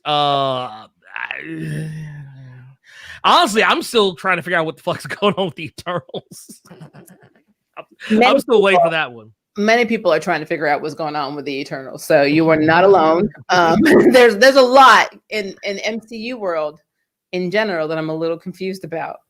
And, I mean, it is. It's very confusing. And I mean, I know there's a master plan. I'm just hoping the master plan isn't master shit. I'm just, you know. I don't think it's going to be that. I just think it's one of those things that we're in an unprecedented territory. Like, we literally got something that no one has ever been able to successfully pull off ever in the history of ever. I know a lot of people say, oh, well, what about James Bond? No, that's not what I'm talking about. What I'm talking about is a consistent franchise. A consistent franchise. 10 years worth of movies that all built and culminated up to an amazing this finale story arc. James Bond, over 25, almost 30 some odd, whatever, how many of the fuck years of James Bond movies. But the thing is, we're talking about a franchise that identity had changed so many times just depending on what actor was in the movie. Like it was never a consistent, like solid story up until recently. Yeah. With the Daniel Craig series. And hell, some of the James Bond movies don't even count as canon. So it's like, well, what the fuck? So yeah, no, what I'm saying is like a consistent franchise, 10 years, all of this effort, like to bring together all these different actors and characters and entities and things of that nature. Kevin Feige pulled off something that, and literally something that when Kevin Feige introduced this shit, the idea of a shared universe, all these other people tried to jump on the bandwagon. DC jumped on the bandwagon. Failed. Universal Pictures tried to jump on the bandwagon with the Dark Universe. That failed. Everybody else, everybody's like, Fast and Furious has technically tried to do it, and they got, I think, yeah, they failed. I don't give a fuck. Hobbs and Shaw is a great movie, don't get me wrong, but that shit ain't a franchise builder. But no, everybody's been trying to do this, a shared universe thing, and Kevin Feige is the only person who's been able to pull off successfully. So I believe in him. I don't think what he's going to do is going to be bad. I just think it's just one of those things of just not knowing where he's going, which is honestly we should be used to it by now because he doesn't give away anything. He doesn't give away shit. And again, because America's going to be in Doctor Strange's movie, this could be a time leap. It could have been it could be a younger version. Because I mean, honestly, they could be leading to Young Avengers. It could be a thing. All signs seem to point that direction. Yeah, it's just interesting to cast Kate Bishop in her 20s and then cast America Chavez that young. Because I love the relationship as friends between them two. They talk so much shit and it's so inappropriate. And then you can't do that between a 14-year-old and a 24-year-old. It's just weird. So I just think that'll be weird. But just said something I think I would love to happen. The only thing that seems to be the right idea is Shang-Chi and the Agents of Atlas. And I think that would be effing amazing because if I would love that. Yeah, we get White Fox, we would get Silk, we would get, we get everybody. Like I would be on board. Was it Swordmaster? Swordmaster. Get Wave, we get Arrow. You can get Amadeus Cho. Here's the other thing. Character you can also fix something. It's actually one of my biggest problems with the MCU, and that's Jimmy Woo. You can finally fix the character. Because if you go by the MCU, Jimmy Woo is a joke. Like, he is an idiot. And he's not. Jimmy Woo is Asian Nick Fury. Yep. He is Asian Nick Fury. That is literally, if you look up Jimmy Woo in the dictionary, if you look up Asian Nick Fury in the dictionary, you'll see a picture of Jimmy Woo just sitting there looking just like, you want to fuck with me? I'm not the one to fuck with. That's what he's gonna look at you like. But no, Jimmy Woo, he's that dude. If you actually read the recent Agents of Atlas comics, yeah, dude, Jimmy Woo is that dude, man. He ain't fucking around. He's not gonna sit there being impressed by a fucking card trick. He's not gonna be sitting there like, oh my god, I don't know where Ant-Man is, dude. You fucking idiot. They have done Jimmy Woo such a like that's like when people talk about character assassination, they're always like, oh, they assassinated Thor's character by making him funny. No, you know what they did? They assassinated Jimmy Woo's character by making that dude a fucking moron. That's what they did. That is character assassination. They really did. That is the very definition of character. You haven't seen character assassination until you've seen Jimmy Woo in the MCU. That's a joke. I mean, there's so many links to Jimmy Woo to Genghis Khan, which I think is pretty cool. Something that makes me think that, and this has nothing to do with nothing, but the reason why I actually think you might be onto something with the new Agents of Atlas is that I don't know if anybody's reading the Taskmaster comic. Whatever. It's a good comic. But right now in the comic, they have Taskmaster going after 3 specific targets, 2 of which are, for the most part, MCU characters. Agent Coulson is one of them.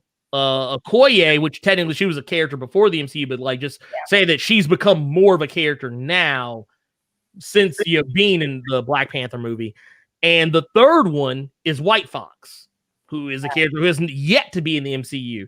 But I feel like whenever you start taking characters like that, start pushing them in these weird places, that kind of is usually kind of a breadcrumb. Maybe like, oh, are they gonna do anything with White Fox? That's such a random character. They could have picked Jimmy Woo. They didn't pick Jimmy Woo. They picked this character. Okay, let's see what they do. I love White Fox. I did a spotlight on her, guys. A little shameless plug there. But if they put her in the MCU, It would be interesting. Man, I mean, and she's the last of her kind too. So I mean, that would be.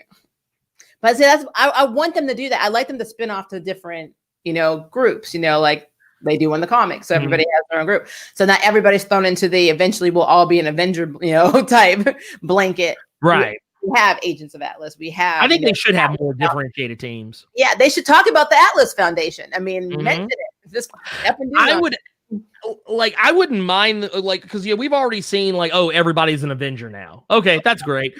What I would love to see is keep the Guardians of the Galaxy around, bring in the new Agents of Atlas. You can make the Young Avengers. Honestly, I would because I feel like there's so many teams that are they're not going to do the Young Avengers, then do the Champions. I kind of feel like they're going to mash those two together somehow.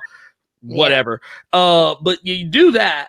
And then you could have we got these guys over here. And clearly you're trying to capitalize on the Chinese market with Shang-Chi. So obviously the new Agents of Atlas is just a no-brainer if Shang-Chi is a success. So yeah, what you do is that way when you bring it all in together, instead of saying, oh, well, now everybody's an Avenger, you can say, oh my God, the Avengers aren't around. Who are we going to call on? And all of a sudden it's oh, well, wait a minute. We got the new Agents of Atlas. We've got the Eternals. Oh my God. We've got the Guardians of the Galaxy. They're still around. Oh, we got the Young Avengers or the Young Champions, whatever the fuck you decide you want to call them at that point. You can just start bringing in all these new teams. It's oh my God, Earth's mightiest heroes. We thought they were lost. We thought they were gone, but no, they're still here. And you just bring them all together like this. Boop, boop, boop, boop, boop. You get the music going, everything. It would be amazing. I would love it. I'd eat that shit up. Because I'd be like, oh my God, look at it. And then you can bring in the X-Men, the Fantastic. Anyway, Kevin, call me. Call me, goddamn it. Yeah, I want them to do Triumph Division. I mean, there have been so many generational members, and they are the Filipino version of the Avengers. And they actually have worked with the Avengers in the comics. So it's there's so many possibilities. But I think you could stand. And you know what? Can we also get the Midnight Suns, please, and thank you. So many. Like I said, so many. Kevin, I'm right here. I'm right here. Just call me. Before you call Ernie, you let me know what the hell you were doing with America Chavez, because I just really need to know. I need to know. I'm just saying. Just a little. What is the plan? I just need to know. I don't even need to know the whole thing. Just tell me one thing. Tell me one thing. What is wrong? I mean, this is obviously a time lapse. And I'm calling it a time lapse because it's a lapse of time. Well, and not only that, but I mean, we know Doctor Strange into the Multiverse of Madness. So, I mean, heck, it could not even be the same version of the same character. Or I'm hoping it's when he loses his magic and then he has to go into outer space. With the Stark jet. That's what we call it. The Stark spaceship. The not Quinn jet. The Stark bird. And then fly around the galaxy. Bird, I've lost all my magic. Teach me yours. Teach me your shit. I need to know how you do stuff and things. I need to know how you do it. Obviously, I can travel through dimensional portals in this wonderful Stark bird and learn all the things that I can't do on Earth anymore. It's almost as bad as all of Green Arrow's vehicles. The Arrow car, the aeroplane. Lord. The Arrow cave.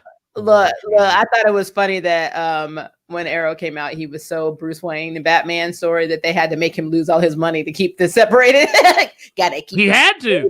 well, because DC, they were so desperate to capitalize on the success of Batman that they just said, oh, well, let's just make another one. Oh, we'll just make another rich white dude with a bunch of time on his hands. Okay, cool. Well, wait a minute. They're too much alike. Well, what do you mean? I need you to do the intro. Do the intro. Oh. My name is Oliver Queen. And I spent about a quarter of 5 years on a semi-deserted island that I could freely leave at any time I wanted. And I traveled the world, fought for Argus, joined the Bratva, did all sorts of things, and then made people believe I spent that entire 5 years trapped on an island so I could come home and use my white privilege to take over my father's company. Use all of his special toys and research and development, just like Batman. Only I'm not Batman, because unlike Batman, I had to become something else. I had to become someone else. I am the vigilante. Isn't that what they called him for like 3 seasons? Yeah, the vigilante. You know, Nicholas says, "My name is Oliver Queen, and I am the dollar store Batman." I mean, you're not wrong. You're not wrong. Only I have the fortitude and strength of will to handle taking another life. None of you others, even you cops who have trained for this, nobody else, just me, and legally can do so. Only I. I could have used my money, my wealth, and my power to give the police the tools that they needed, the proper training necessary to handle these new super criminals taking over our streets. But no, I'm selfish. I have to do it myself. Only I can do it. Only I am capable. Only I have spent 4 months out of 5 years on a deserted island. Only a person who has done that could know better. Dude, get the fuck out of here, dude. Green Arrow's a joke. Only I am allowed to say only I in this series. Only I. Only I. Well, yeah, Batman's no better. Batman's no better. No.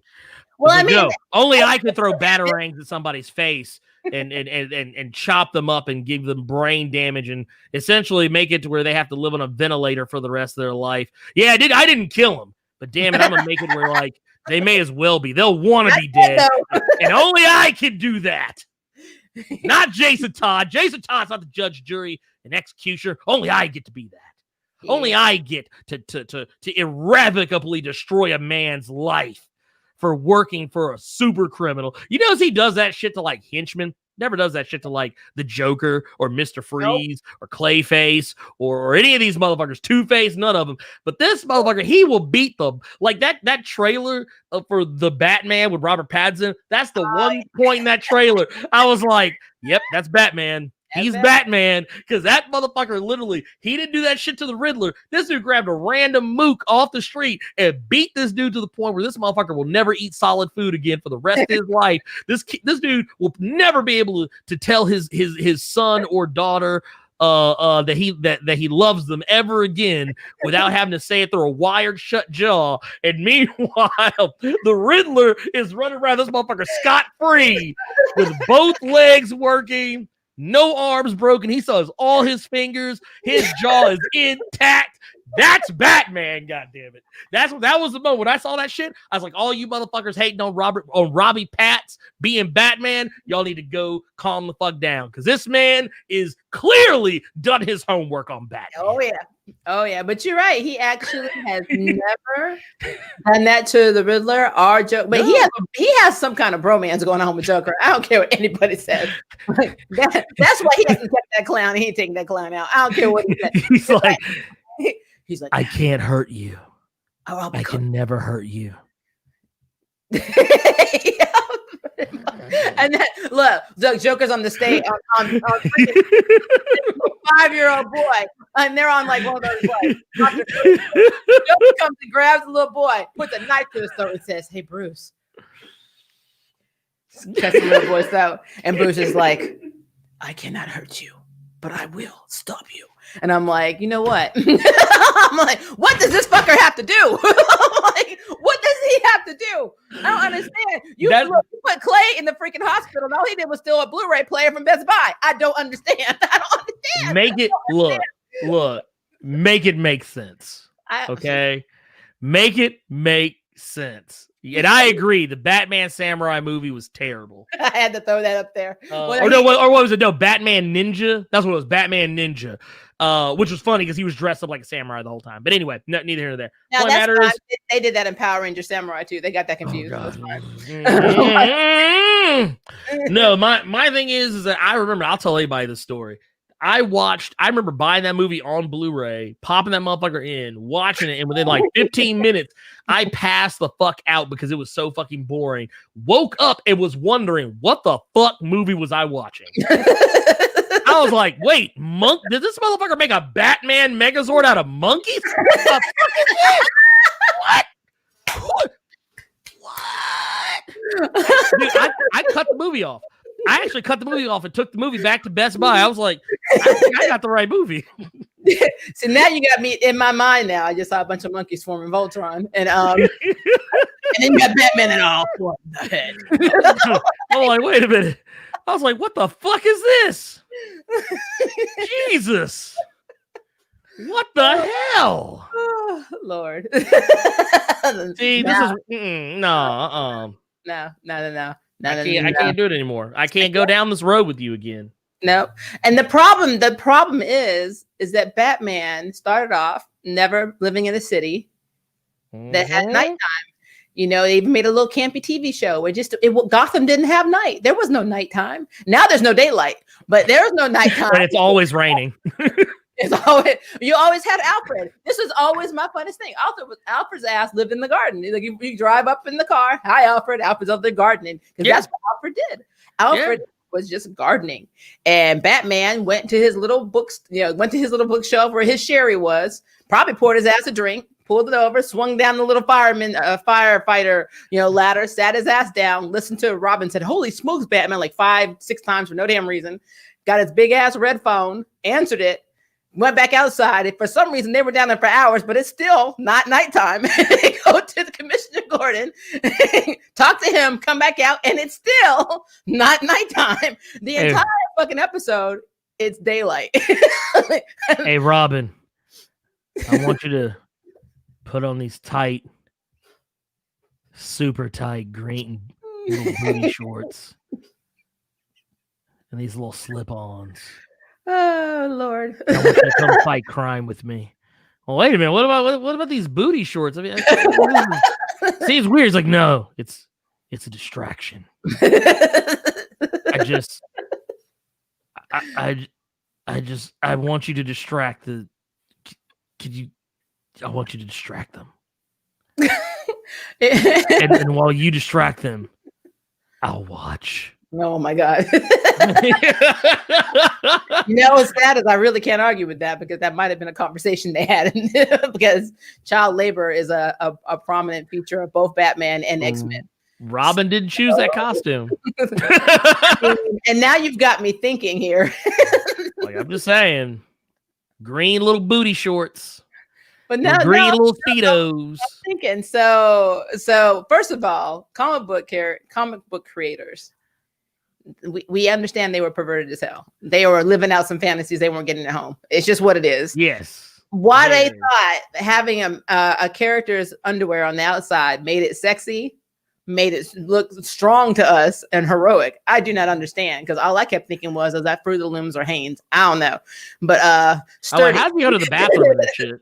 I mean, I don't understand. And then, like, if the men are wearing tights, how come they don't get runs? Because I sure as hell do. What is happening here? I don't get it. But that's not here or there. But now that you pointed out this whole conversation with Robin, now it's got me thinking about all the underage Bat family members. And now I took it over to Marvel and thinking about all the kids living in Xavier's Manchester mansion. Well, that's why you have the G-Men. Yeah, was it the G-Men? I think it was G-Men. Yeah, on the boys. On the boys, you had the G-Men, which was basically like a pedophile ring. Yep. It was stupid. I was like, oh, God. I mean, if you're going to make fun of the Justice League, you need to make fun of X-Men. It's just what it is. Yeah, I mean, they're both problematic. But if you really think about it on a fundamental what the hell level, because that's where we go, it's not just child labor. There is some shady shit going on in both of these mansions. Oh, yeah. No. And where is CPS? I mean, you can't even spank your children legally now, but you can have this man adopt all these kids. And didn't they ever wonder what was happening to these underage kids? What was that meme I saw going around? Says like it was a picture of like Juggernaut holding up Wolverine from the old 90s cartoon. So imagine taking your kids to the Xavier school for gifted youngsters, thinking you're giving your child a better life, only to turn on the news to see Juggernaut throw your kid through a building. Well, and think about Batman. He kept taking these like orphans in, and even some that were under the Child Protective Services radar. Did they never wonder when they started dropping off what happened to these underage kids? Oh, and damn! Then, you give him another one. It's like, oh, like, no, we got another back. Dick, why do you have two black eyes? I'm like, what's happening? I'm like, what is going on in this house? It's like, are you sure you're okay? And like Dick's like, I walked into a door. And then, or no, and then like you can see Batman staring off. This is like, goddamn right he did.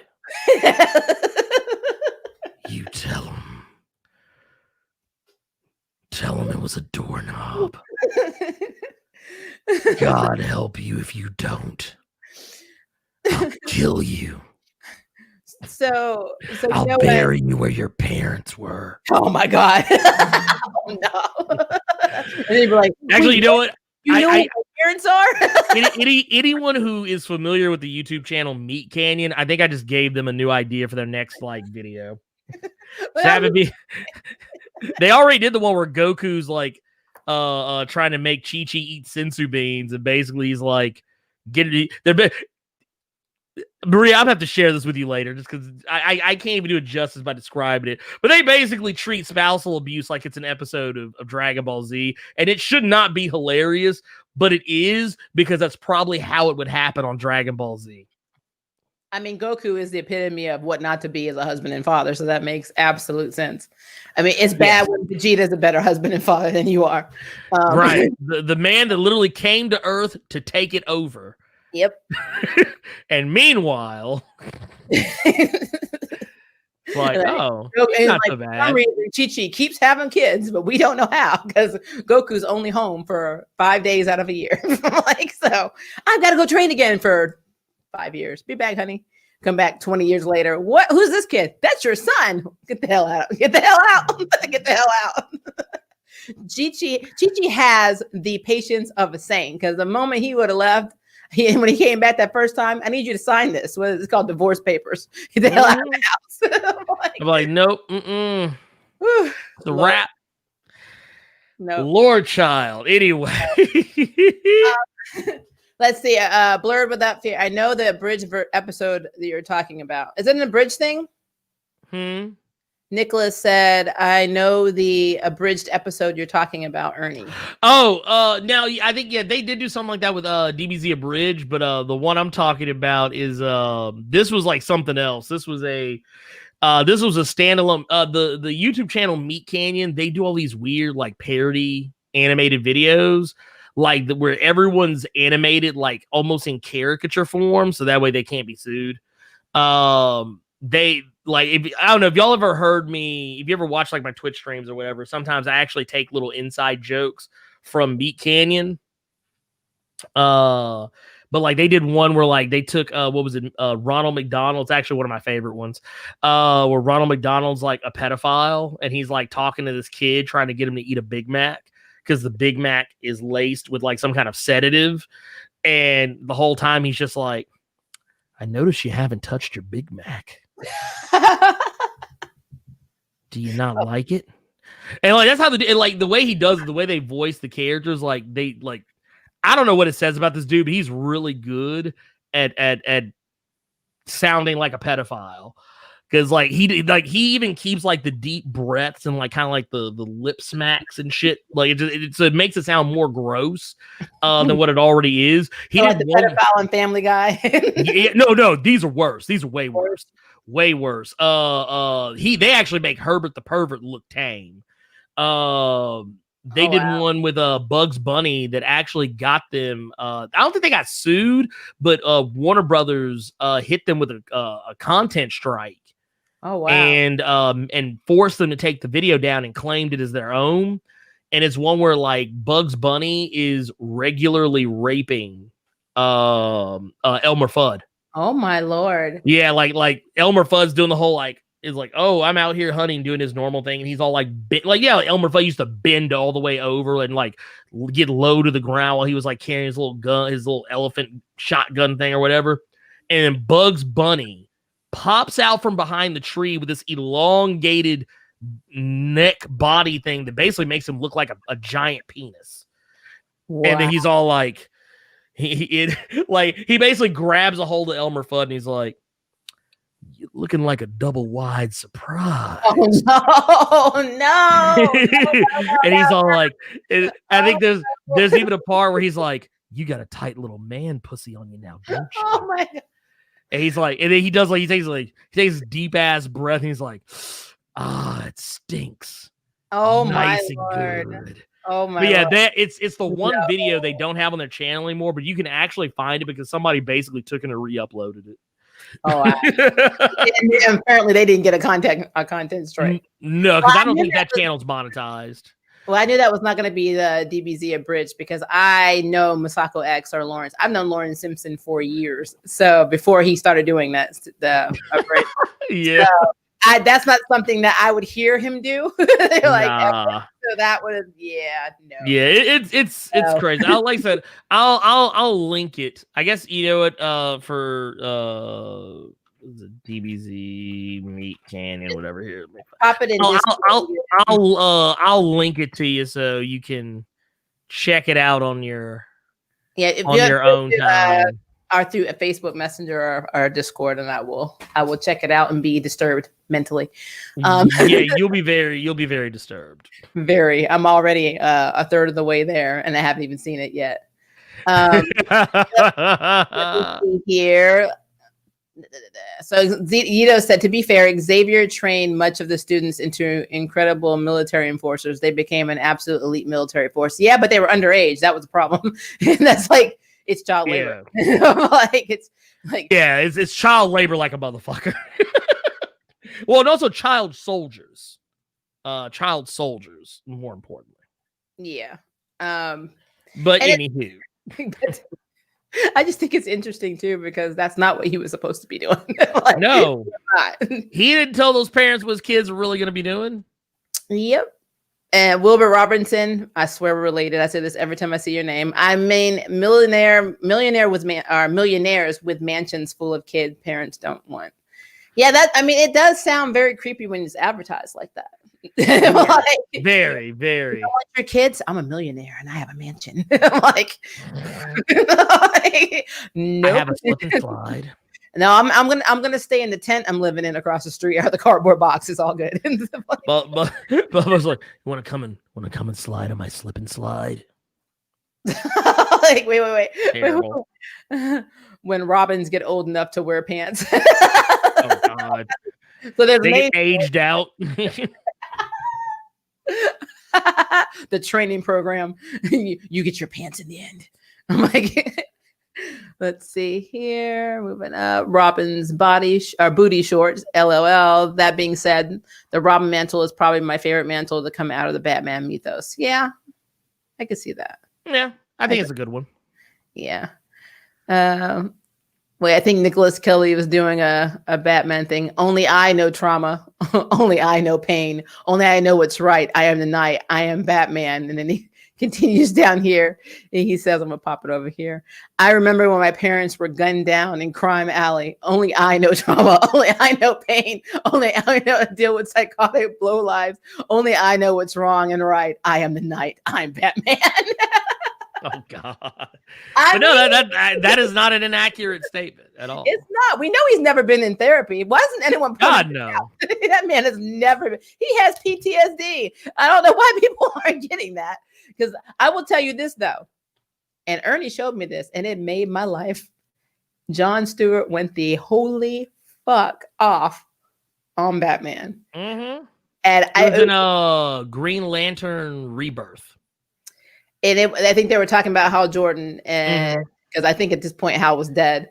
Oh, it was right after the whole 0 hour thing, parallax, like where Hal Jordan basically become Parallax or whatever. I think that was 0 hour. I can't remember exactly. I was so happy. I can't even have alcohol. I want to go have a drink. I was like, I'm gonna salute this motherfucker. I'm like, John, you fucking do it. Because he was like, motherfucker, you are not gonna sit here and talk trash about this man in front of me. I'm like, you. Oh yeah, no, he wasn't having it. He's like, you know what? And people, he's like, you get off on people being scared of you. But guess what? I ain't scared. I'm like, come at me. Well, the beauty of that scene. The beauty of that scene lies in the fact that he literally read Batman. Like he actually read him in a way that I don't think anyone's ever actually read him before. Like Because I think, yeah, he was like, yeah, what he said? Yeah, he said, Hal was a man without fear. And what is the Batman when you're not afraid of him? Just a man. And I mean, he got right in Batman's face. Like, Batman was like, whoa, shit, hold on, pimp. And Maria was like, yes. Yes. Oh yeah, no, and you know, that's also one of the reasons why I love the character of Rocket from Milestone Media, because she also got in his face. I noticed that when black characters get in Batman's face, he listens. Well, he don't have a choice. Black Lives No, he don't. like, he really don't. He knows really it matter. And they also know really don't. His ass. And no, see, that's the thing. Like when everyone's like, oh well, when you get in with the Flash and Superman and all these people, they don't, you can just kick their ass because you're strategic. No, they aren't trying to hurt him. No. But I think he recognizes that Jon Stewart and Rocket and all of these other characters in the DC universe of color don't have that hang up. Oh, yeah, no, they're like, no. And it's just what it is. What is Batman? He's the smack man because he's got his ass smacked down. That's literally it. So like, they're like, no. I got to fuck you up. Yep. But yeah, he's a little bit out there. Like I like he likes to judge other people. I will say this about Wonder Woman though. Wonder Woman does not get in a lot of confrontations with Batman because, quite frankly, she doesn't pay attention to him. She don't give a fuck. I've seen so many people say, "Well, why isn't Wonder Woman, standing up for other women in the Justice League? And why isn't Wonder Woman saying, well, we should be doing this?" It's because you have to understand that she comes from an island of women who think that men are beneath them. I'm like, right, like she ain't trying to hear that shit. She's not gonna ask Batman for a fucking thing. No, she has been not paying him any attention. Yeah, she's like, nah, I don't care. Like, she has been not paying him any attention. Like, she hasn't paid Batman attention since like ever. Yep. Even when they tried to hook them up in the animated Justice League cartoon, and then I even think in some timelines, in alternate timelines in comics, they've had a few things where they were making out or doing it. It's really gross. She still didn't have this whole attitude of you are my master. No, she's like, all right, you do your shit, I'm gonna do my shit. Bye. I'm out of here. I'm out. I'm out of here, motherfucker. See you later. So yeah. With your bitch ass. Diana don't give two fucks, which means if Diana don't give a fuck, when Nubia is around, she really don't give a fuck. Yeah, no. Like, Bruce trying to hear that shit. She ain't trying to hear that shit. Yeah, Nubia just go smack his ass. I'm like talking shit. Right. Let the grown up speak. Yeah, I was say the adults are talking. Like, thank you. Stop pouting. Like, and go take care of that damn clown you're in love with. Damn. See. What is this? Yito said all the money Oliver Queen has basically, and all he uses is a bow.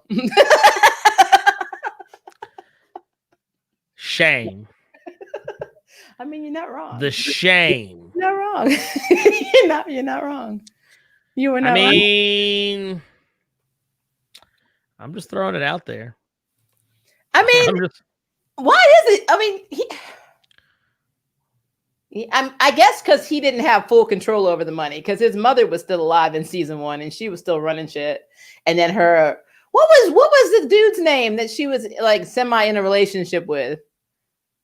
I forgot old boy's name. But oh god, I forget the dude's name. But I always love him in everything I see him in. Yeah, he's a great actor. I can't remember his name or his character's name right now for some reason. But yeah, it was something like that would stick out too. It wasn't like a common name. Yeah, like for. Okay, you know what? Fuck it. You have to look that up. Well, what I was saying was, I think he still had to go to him for money. Like, he has a trust, but I think he still had to go to this dude to get approval for stuff, which actually makes you wonder if, like, how did he get any of the shit that he had? I mean, to be real with you, how did he pay for anything? Because, it does make you wonder. Yeah. But that's just another thing of the CW formula. Shit happens and you don't understand how or why. So, so you're going to tell me when Star Blossom and Bobby Barnes learns the ways of the Amazons, they're going to be doing the same thing? Yes, they are. I'm like, yes. Walter Steele. Walter, that's who it was. Yeah, That's so his name, Walter Steele. Yeah, he was over the family trust and he ran the company. Mm-hmm. And Maura, the mother, was just the oversight. Like she was a board member, so she would come in and say, right, what you could and could I do. But he was the one that handled the money. So Oliver would have had to go to him and say, yeah, I need $20,000 to buy me some stuff. What the fuck you do? And like, for what? Like, did you do a PowerPoint presentation to let me know what this is about? She was like, excuse me? Like, so just like Diggle, I think Diggle was actually hired either by Maura or by Walter. I believe so. I think it might have been Maura. I can't remember. Yeah. Exactly. So he wouldn't even had Diggle in his life, have he not been assigned as his bodyguard. It's been so long since I've actually like watched the season 1 of Arrow. The season 1 of Arrow, because it is arguably one of the worst seasons. But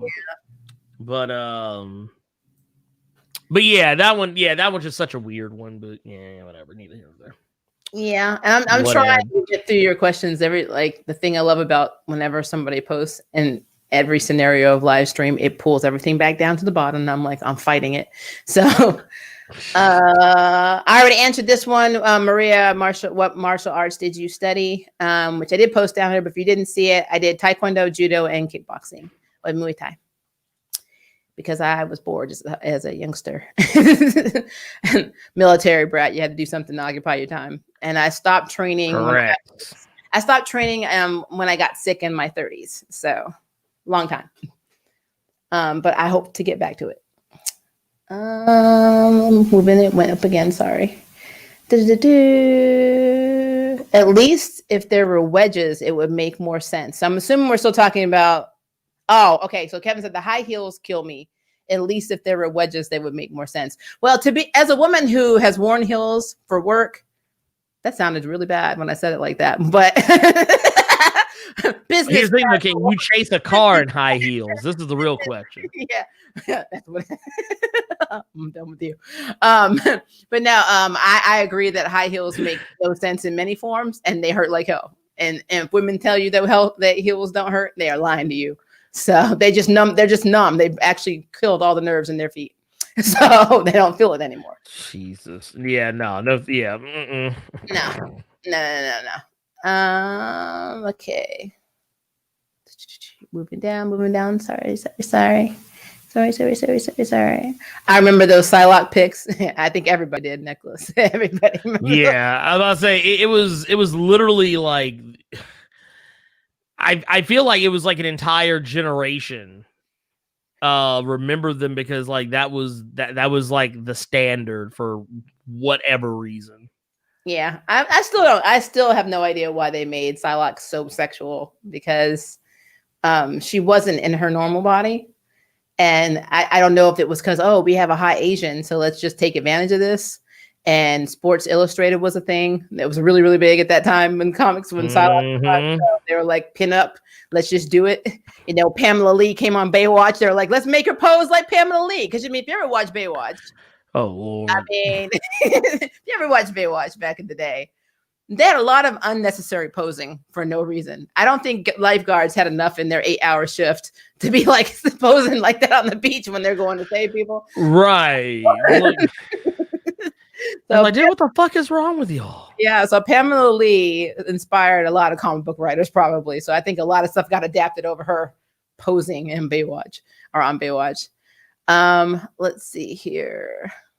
She does the old Hulkamania pose now. Dude, I swear. It kind of is. Yeah. Yito said, Quanon literally did say that Betsy left with all the power, LOL. So yeah, her breasts were included. I believe that. Yeah, I mean, yeah, she took the titty power. It was the X gene that grants, just like you have like your X gene can give you like superhuman strength and get superhuman titties. I mean, like if mine were superhuman, that would be an edge, but mine don't do anything but cause pain. So I'm pretty gypped in that department. That's kind of making me mad. I actually loved Falling Angels. LOL. Oh. Now, Ernie, Yudo's my guy. He's one of my very early ATNers. I forgive him for all the things that he does that I don't agree with, which isn't like not a lot. There's just been a couple of things. I mean, don't get me wrong. You know what? I'm glad someone does because I, for goddamn sure, did not. Now he is definitely a Quanon fan. And I know I would only get into Fallen Angel for Quanon. It would not be because of. Oh no, it's definitely a Quanon book. Yeah, which I'm fine with, but I was like, at what cost? Yeah, I think you did a review on my channel for it because I hadn't read it. I still have not read Fallen Angels. It's basically like it's basically like Ghost of the Shell, but with Quanon. It's basically like not saying like but from a like she's diving into the net. That does kind of vaguely happen at one point. Which anyway, it's stupid. I'm not. No, not today. Not today. Not today, Jesus. Okay. I think Quanon looks better with this slimmer build.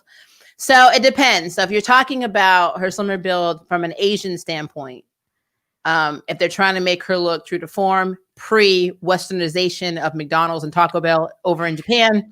I mean, the way Jim Lee draws all his women to look exactly the same in the face. Yeah. And yeah, I do agree with that. And because I mean, honestly, back when she was created, they didn't have westernization as much in Japan, so they didn't have all the Americanized food that they have now, making the DNA and physiology of their women and men change. Because a lot of them are starting to look more westernized now because they're eating those burgers, they're eating that fast food, and that's not something they traditionally did over there. So, but yeah, I do agree that she does. I don't understand why boobs are a thing. Like, why does everybody have to have a double D's and above in comics?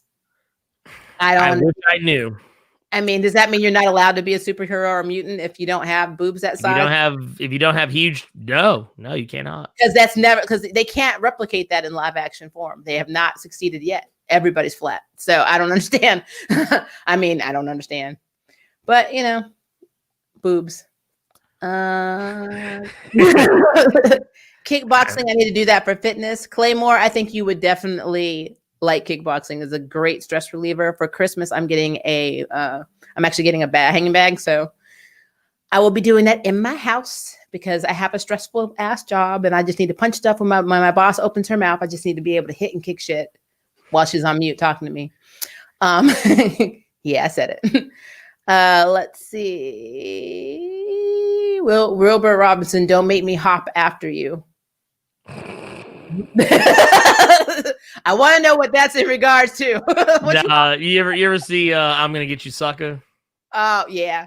Which is like she's taking her titty off and her leg off, and well, wasn't there a scene? Wasn't Jaleesa from Different World in there with PMS? And he's like, "What's wrong with you, you crazy bitch?" And he's like, "PMS or cramps or something." He's like that. Cramps. He's like, was it David Wayne's is running? He's like screaming. And he's all like, he's like, man.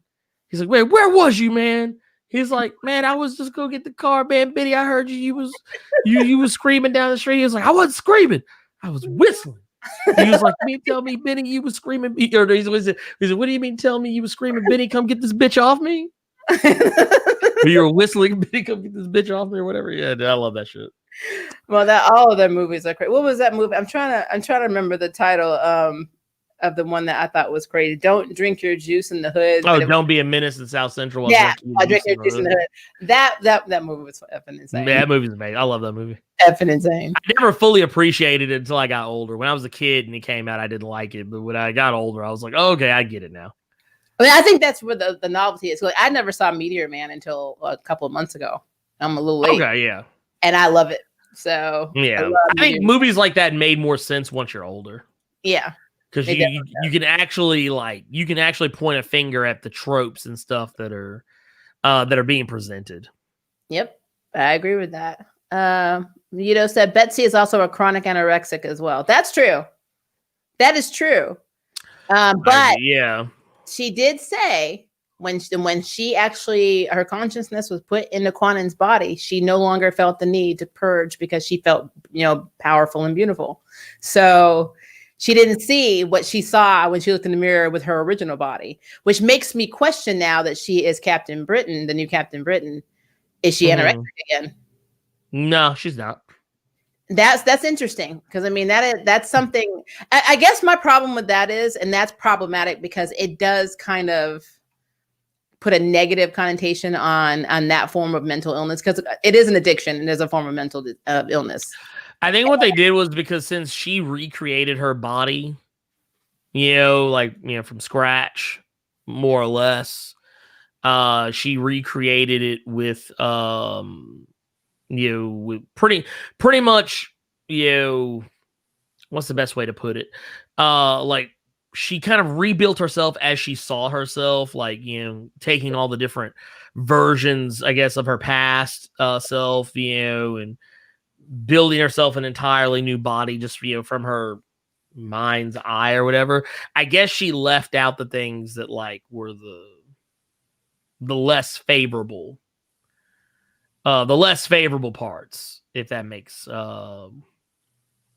but to us, viewers, she looks exactly the damn same. So I mean, well, in a way, no, because like the way they draw her now, especially like if you catch her in Excalibur, she doesn't look anywhere near close to like post Krakoa. Yeah, but I mean, she looked the same as she did, back when she was in, using Cerebro, wasn't allowed to get out on the field because she sucked at fighting. Oh, yeah. It's interesting though how they, like, with that form, since it is an addiction, it's supposed to be something that you have to. It's like alcoholism. It's like any other form of addiction. It's something you're supposed to never fully recover from, but are able to manage and throughout your life. And they just pretty much with her, it's like, nah, it's gone. So that's like it's out. We got it. Problematic, but yeah, whatever. That's Betsy Braddock's character to me has always been problematic, so it's fine. Yeah, her character is Yep. I would have been I've been pressed. Quanon looks at Betsy like, what the hell did you do to me? I guess once they were literally twice the woman. Yeah, well, Quanon's already, I mean, in a way, I guess it's technically not fair because it's not like Betsy put herself in Quanon's body, but I mean, obviously, right. That wasn't something she did on purpose. Yeah, she can't go back to Emoji. She can't go back to Spiral and say, you did this, motherfucker. So that's Mazio's not around. So she didn't have anybody else to blame but Betsy, even though Betsy technically was a victim too. But I mean, Quanon got the shittier end of the deal. She got the legacy virus and died in the woman's body. And the other one got to live out her life in her body. And that's kind of messed up. So I mean, that's precisely what happened. Yep. That is precisely what happened. Yeah, Claymore is. They do be wearing those heels though. Yeah, I don't get it. That is not a strategically smart outfit. Like the loose spandex, I guess, is freeing. I mean, they use it in Power Rangers, even though I don't know when they get fired at how they don't die. But suspend your disbelief. But heels is. I don't understand why you would want to wear heels at all, because they're not even safe. And if you have a thin heel, you're gonna break your ankle in the middle of a fight, then you're gonna die anyway. So I don't understand. But I don't think women designed these costumes. So no. It is what it is. It's almost like they went to Party City. Like they're like, we're gonna fight. Let's go to Party City and grab an outfit. And I'm like, that's basically what it is. Yeah. No, I mean that actually oddly tracks. Yep. Actually oddly tracks, and it hurts that it does. I'm scared to say this, It's worth noting that the artist for the Fallen Angels series was a female. Might explain the different builds between Quanon and Betsy.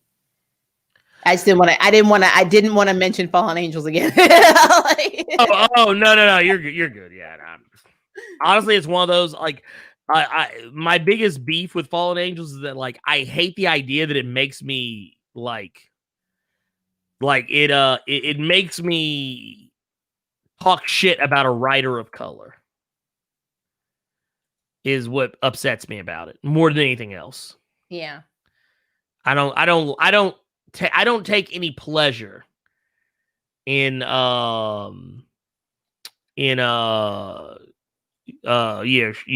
I guess, for want of a better way to put it, of shitting on Brian Hill's work. I don't take any pleasure in it, but if I must, if we have to,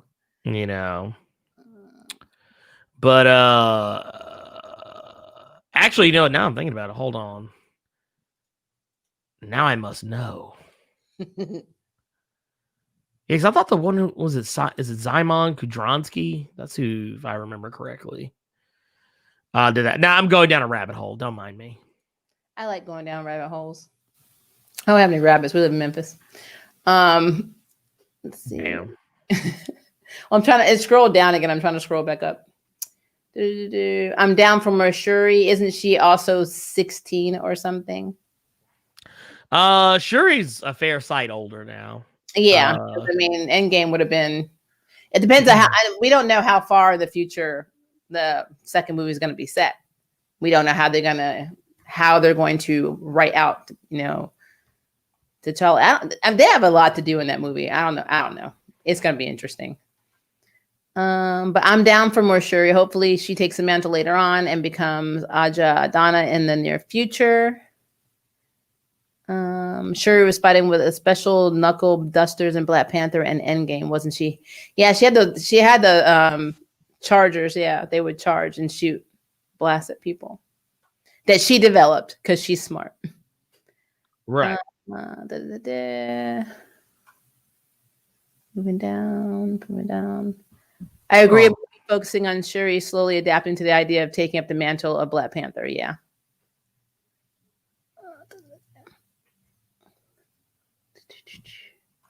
Miles Morales got the same treatment in the Spider-Man PS5 game. He didn't have his powers, but he certainly had the character of a Spider-Man already. Huh. Wait, so Spider-Man 5, did he get his powers in the game? I mean, in the PS4 version, yeah, he got his powers in that game. But when you get to Spider-Man Miles Morales, he's already got his powers. In PS5? Yeah, in the PS5 version, you already had, okay, I think I get what they're saying, talking about how, his Venom shock and his ability to turn invisible, those he gains over the course of the game. But the Venom shock he gets almost at the very beginning. Initially, his powers are very similar. They're pretty much the exact same powers that Peter Parker has. But within the first 30 to 40 minutes, you have the Venom shock, and then maybe a couple of hours later, you have the ability to turn invisible. Depends on how you play the game. Okay. That's why I was confused. I was like, wait a minute, he had powers. Okay, I get what they mean now. Took a minute. Yeah. I kind of want Jimmy Woo to reveal that he was only playing an idiot. I mean, honestly, it would make more sense than some other shit that I've seen. So. Man, I don't want him to say that he was playing an idiot. I want everybody else to say that they were playing idiots around him. I think that we sorry, we dumb. Yeah, because it just breaks my heart. That's all. It legitimately breaks my heart that they play Jimmy Woo so fucking crazy. In that in that movie Ant-Man and the Wasp. It breaks my heart. It really does. Yeah. It's pretty stupid. As a person, and here's the thing. I'm not even that huge a fan of the character. I'm not even I'm not even like a Jimmy Woo super fan. I'm just a dude who just likes the character. So imagine people who actually love the character. Yeah. For a WandaVision show, do you think we are going to have House of M or the several iconic Wanda meltdown? Because from the trailer, it seems we are getting Thomas Shepard and Billy Kaplan.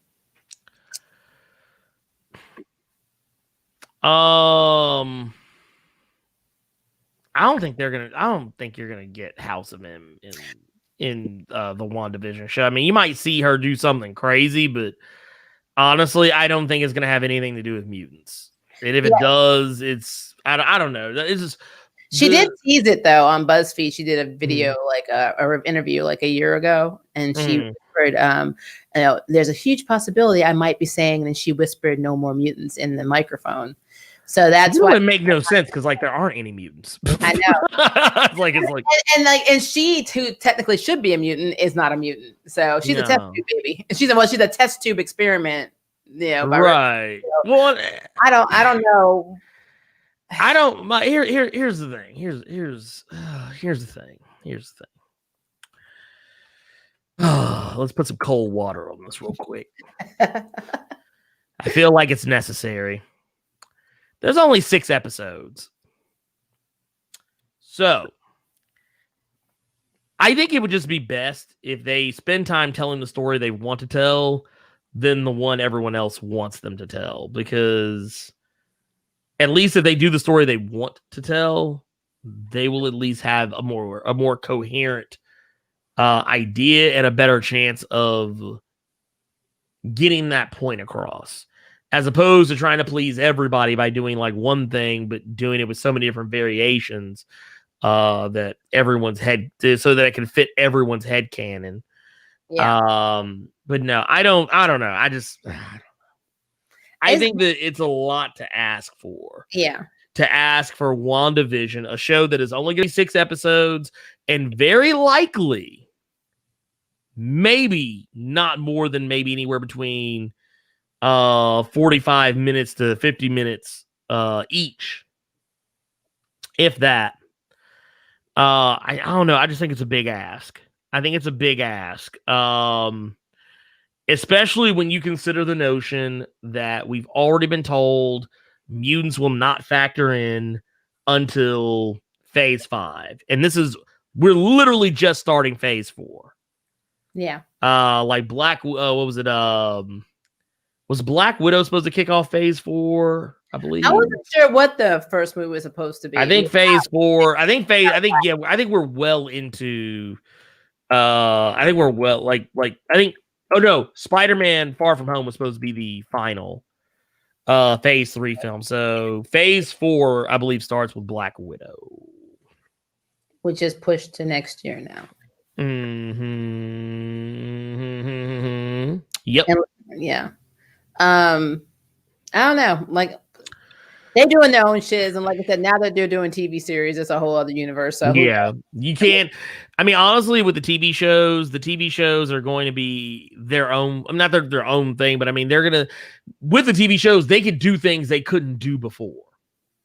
You know, they can introduce things they couldn't introduce before. But like now, we're in a situation where originally they would have had to introduce Miss Marvel in a movie and probably waste a fair chunk of a movie giving the origin of a character that just so we can, care about them by the time they get their own movie, which is kind of what they did. It was kind of the model they got to by the time they got to Black Panther. It's like, okay, well, we're going to tell his origin in Captain America Civil War, and we're just going to kind of dumb it down a little bit, kind of condense it. And the movie's not even really going to focus on Black Panther, but he is a part of it. And it's like, that's kind of what was becoming, oh, this is going to be the way they do characters going forward. And now it's like, well, now we can do our own TV shows. So now we can have a whole Miss Marvel TV show. You could go watch that shit. And then by the time we're ready to put her in a movie, we don't have to waste any time telling an origin story because we've already told it on a TV show. Yep. Same reason what they're doing with She-Hulk, with Moon Knight. Don't be surprised if Nova gets a TV show. Don't be surprised you see a Nova TV show announced or any other new character. I'd be down for Nova. Yeah. Well, they even went as far as to say the only reason you didn't see Xandar in Avengers Endgame, why they just went ahead and just had it where Thanos already had the Power Stone from Xandar, is because they felt like audiences watching Xandar get destroyed for the second time would not have that much of an effect on people from an emotional standpoint. And they said that they showed Xandar again. They wanted it to mean something. So that clearly tells you Nova, because that's when it would mean something. Yeah. So like if you saw Nova introduced in a movie first, it would very likely be a Guardians of the Galaxy, or hell, even a Thor movie for that matter, before you'd probably see it anywhere else. But don't be surprised if they did a TV show too, and then said, oh, Nova, now let's introduce him into the wider Marvel universe, which they've already said this is what they're doing. They're introducing Monica Rambeau to audiences through WandaVision, so that way by the time she hits the big screen, which they've already said she is going to be, in the main movies as well. Hell, it's even rumored she'll probably be in Captain Marvel 2, just the same as Miss Marvel has been rumored to be in Captain Marvel 2. But by that time, it's already kind of implied that in the trailer we see for WandaVision, she may even already have powers. Who knows? Yep. She takes a pretty mean ass fall and seems perfectly okay. in that trailer. And when I say a mean ass fall, I mean she takes a fall that would have killed anybody else, or at least left them brain damaged. Yeah. So yeah, you got TV now. You do whatever the fuck you want. Well, and like them introducing characters is not lost because one of my only criticisms about Endgame, well, I had a couple, but one of my major ones was Warlock, because you're doing a Thanos story without Warlock, but then you're going to introduce him in Guardians 3. Why? Yeah. Like what? Well, I think what happened, I think a lot. Well, I think I know what happened there. I think some things were supposed. James Gunn was in charge of the cosmic side of the Marvel Cinematic Universe, and something was supposed to happen between then and there that didn't happen because stuff happened. A lot kind of occurred in that time frame, and not to say that it threw anything off course, but I think what ultimately happened was the idea of Adam Warlock and Thanos as we know them, kind of like for the same reasons they ditched the whole idea of him being like in love with death. I think since they felt that aspect of the storyline was completely kicked to the curb, I think it actually isn't that far-fetched as to why they got rid of Adam Warlock, because like when you really get down to it, you would then end up like locked into this storyline that would have taken more than 2 movies to fulfill. That's true. Like it would have, you would have, like, 'cause I know what they want to do. They want to get away from the Infinity Stones. They're trying to move towards something else entirely now. And like, if you would have introduced Adam Warlock, and originally he was supposed to be in Guardians 2 as a character, like full on as a character, but they took him out because they said they had too many characters. They were introducing Ego and Mantis. They felt it was too much to add that other character. Same reason why they didn't. They didn't. They showed his chair. They just didn't. Yeah. And they did the same thing with Nova in Guardians 1. Nova was supposed to originally be in Guardians 1, but they said there were too many characters. They didn't want to waste time trying to tell so many origins, especially an origin as big as Richard Rider's in one movie. Yeah, especially when you've already got one human. Like Peter Quill's supposed to be like the one. Yeah. Like everybody else, like, yeah, it's like, oh, well, now we got 2 humans, and it's like, ugh. Really, though, I would have rather had Warlock introduced than Mantis. No hate on I would have to. I agree. They were going, and you're going to face Thanos at the end. Why not have somebody who was actually instrumental to this mission in the comics? In the movie? I would have rather they did that, but I get why they didn't. Because it was one of those things. I think they did it more for metrics than they did for anything else. Because if you look at the Guardians as a whole, it's kind of a sausage fest. Yeah. And they wanted to bring in more female characters. Though now that you've said that, I also could have thought of 2 other female characters they could have added, either one of them, and I would have been infinitely more happy with.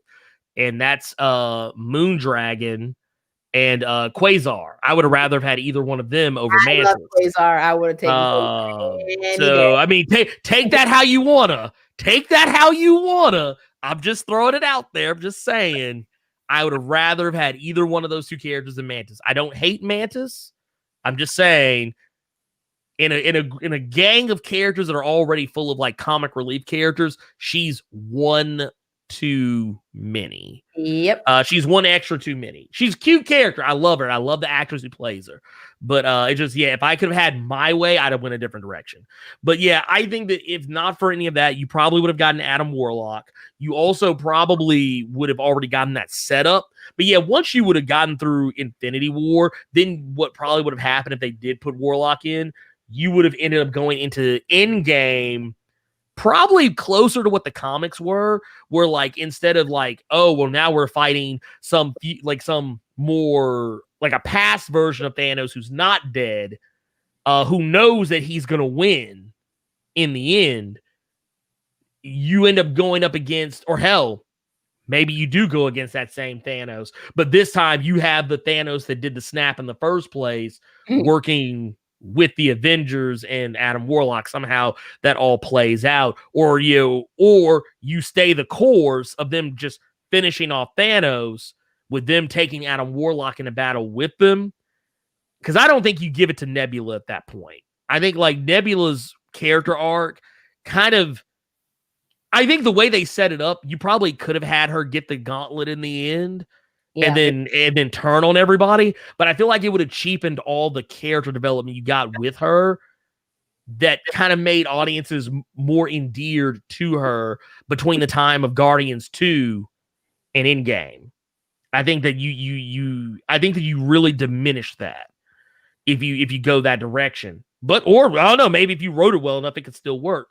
But you would then, even after Endgame, you'd still be fucking with Adam Warlock because then he would be the next big bad, because, well, not him, but how he twists his he has that evil version of himself that gets the gauntlet later. Warlock, but I see what you're saying.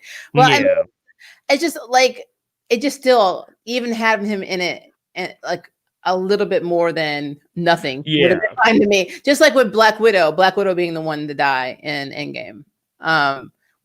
If we really are doing Secret Wars, we're not going to get that cool scene where they're trying to figure out who is who. She just starts shooting people in the head. We're not going to get that because she's not around to do that now. So it's some choices that are made. It makes me wonder what direction we're going in. So like I said, I respect that the Avengers is one of the probably one of the only franchises that's just consistently tied in all of these movies, but it was not without its issues. Like even in the first Avengers movie, there were a lot of plot holes that just, I guess they were like, this is a cool movie, it looks shiny, it's flashy, we don't need to address them.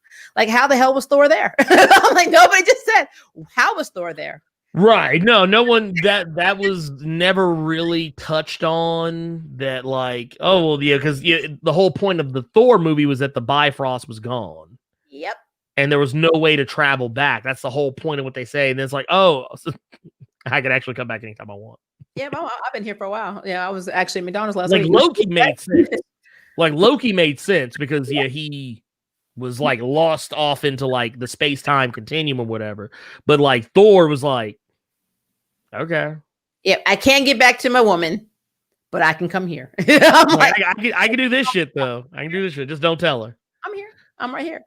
Now, it's like there was a lot of little, like, inconsistencies in the movie. It did not take away from my enjoyment of the movie. So I'm not putting that out there. I'm just saying that. So I've come to realize that there's really no such thing as a perfect movie. I get that. It's just sometimes when you do things like when we talked about Crisis was like, I love Crisis on Infinite Earths. I did. I love the storyline in the comics. Actually, both versions. Because there are different versions of Crisis.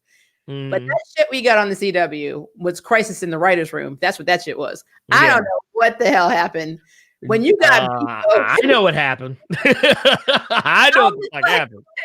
I'm like, when the Anti-Monitor is not as strong as Bebo, who really, it's not even Bebo, because Bebo is basically an illusion made by somebody robbing a bank. I'm like, Lord, it was robbing a bank. I'm like, what in the hell? What in the absolute fuck? That's the question I have. I think if you asked me, 2019 what affected me, like overall, as one of the negative things that happened, because 2020 obviously is COVID and all this shit. I'm going to tell you it's Crisis on Infinite Earths, because I keep coming back to it. I wrote parodies about it. Heck, we voiced the parody. We got part 2 of our parody coming out soon, because I'm like, I just can't. Every time I write a script based on it, I don't even have to take away from anything, because it's really the truth. I'm just literally making fun of something that's actually this effed up. So it's like, I'm not creating this universe. It actually effing happened. I'm only making fun of the reactions.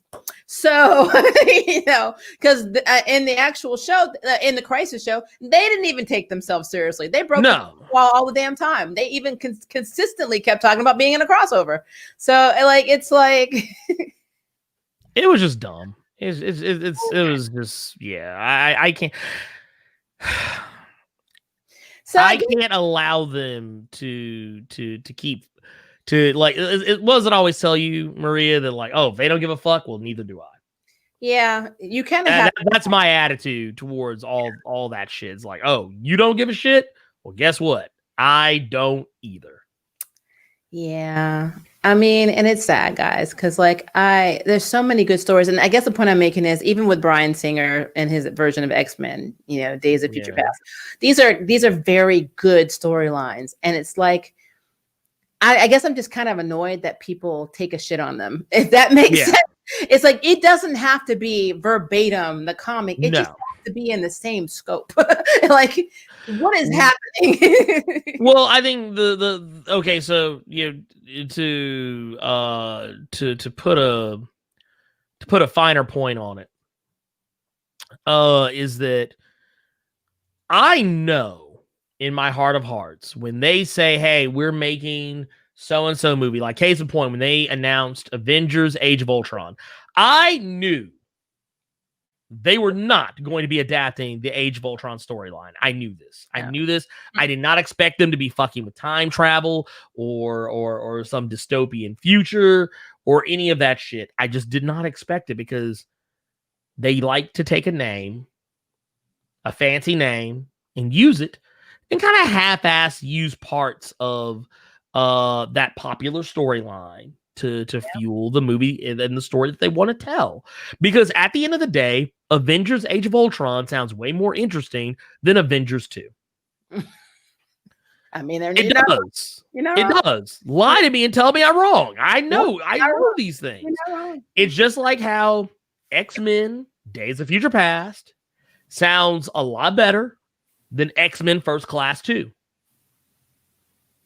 It just does. Or better yet, it sounds better than X-Men Get Mystique. Well, or whatever. Mystique and her X-Men. That's really what the name of that damn movie was. Lord. One thing is, the only reason Mystique was even as big a player because of Jennifer Lawrence. It's because of fucking Jennifer Lawrence. Of course, you're gonna fucking get. You got Jennifer Academy Award. Now you get to run the show, biatch. Yeah, you're not. You ain't gonna fuck like that off. Won the Academy Award. She got more lines in the second X-Men movie. Yeah, that's what you gotta do. You gotta win the award to get more of a role. But it doesn't matter that the role doesn't make sense at all. It doesn't matter that was never your character arc ever, that you were never in this role. You aren't the savior of shit. You aren't inspiring shit. You never have. You were actually an anti. Mystique really wasn't a villain. She just wasn't a hero. She was a right. No, she was not she was this morally ambiguous character in the movies. At least the once you get after, like, if you go from First Class, which actually was pretty good. I like First Class a lot. That was actually a very good movie. I love I think that's the only X-Men movie I loved. I actually know. You know what? I take that back. It's actually not the only one. I love First Class. Okay, X2. Okay, so X2, First Class, and I like Days of Future Past. Okay. No. Like it's I like it, and when I say I like it, okay, it's just the sense that I get what they were going for, and I knew what they would be able to accomplish, and I was impressed that they accomplished even half of that. But when it comes down to it, as far as like love goes, yeah, I like X2, I like First Class. And I'll even be the motherfucker to say it. I don't give a fuck what anybody says. I actually love New Mutants. I love New Mutants too. Yeah, just we are going to be doing that review. So yeah, I think that honestly, I mean, it has problems just like any other movie. I have and that's the thing. I have a lot of problems with it, but from an enjoyment standpoint, it was pretty good. I wasn't angry when the movie was over. I didn't feel like my time was wasted. And I have watched it multiple times of my own. About 3 times. Of my own volition. But I watched it once alone, once for a watch party in the Discord, and I watched it a third time with my wife, and I think we're actually going to watch it again with Cersei, because she's heard us talk about it, so she's become interested.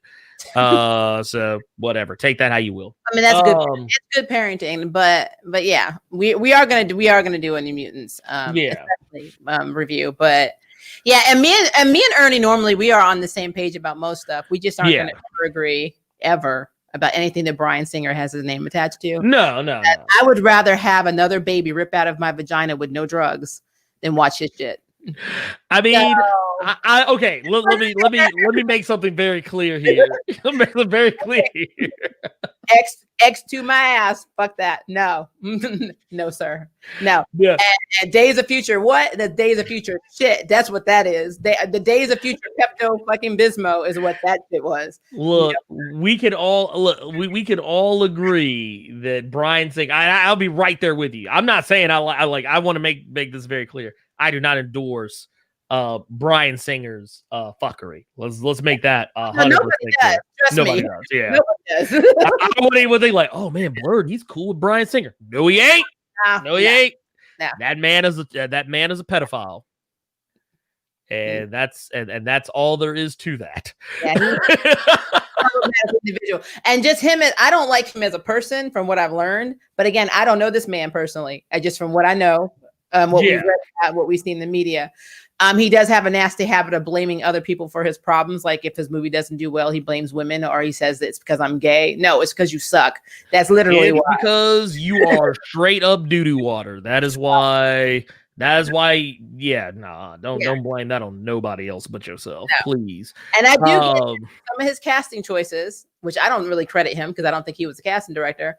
We're okay. I like some of the cast that he had, but. No, like Days of Future. I think Days of Future Past is such a horrible movie. Like even down, I love Ellen Page. I love her.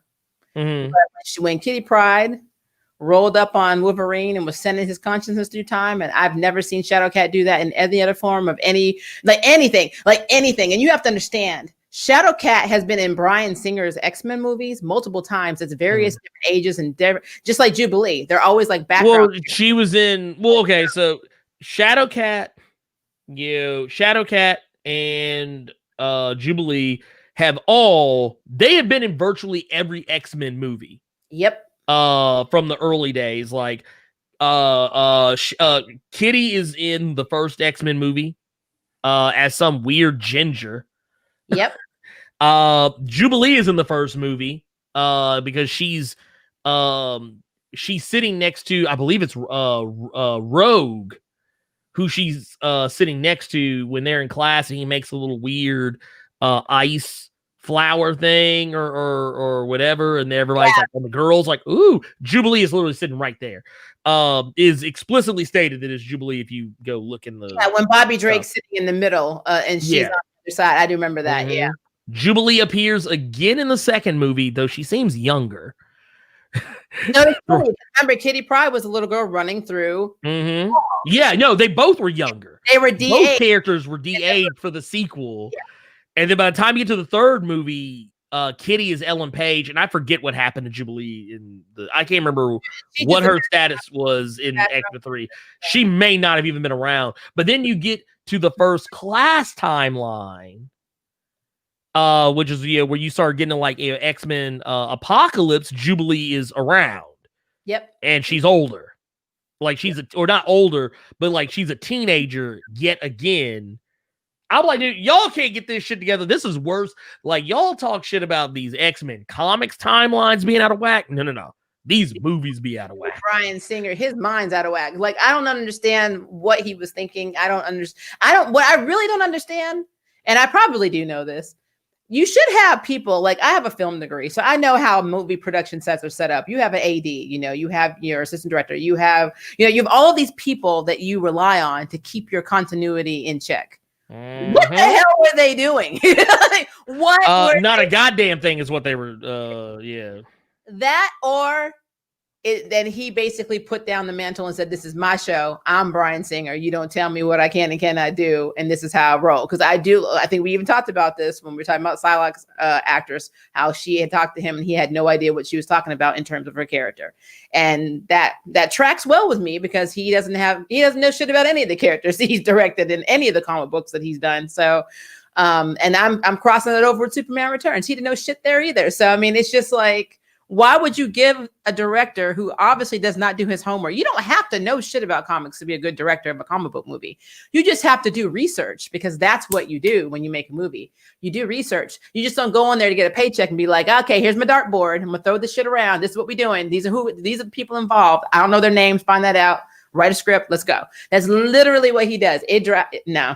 Mm-mm. Well, no, because and this is why, and I think people will get upset about this, but it's also the reason why Marvel stopped pushing the X-Men is because they knew that is what Fox was doing. Basically, what Fox would do is they would go down a list. Okay, well, who are the list of characters we have available to us? All right, well, name. Ooh, this name sounds cool. Take that one. Oh, yep. That name sounds cool. Take that one. Oh, what's this character's name? Emma Frost. Don't know anything about her, but the name sounds cool. Give me that. Okay, cool. We're gonna make them. We're gonna make this shit work. And what Marvel did is, and they've openly talked about this. Jonathan Hickman actually spoke about this, and I think this is why he knew what was going on, because he talked about this at the time when he was talking about Fantastic Four and why Fantastic Four was canceled, and Marvel said they were no longer making any more Fantastic Four comics, and why Marvel's like, yeah, we're not really fucking with the X-Men right now. It was because, and John Hickman said it, any idea that was created for the Fantastic Four or the X-Men, no matter how small, no matter how minuscule, no matter how unimportant, was a potential IP for Fox to make a movie out of.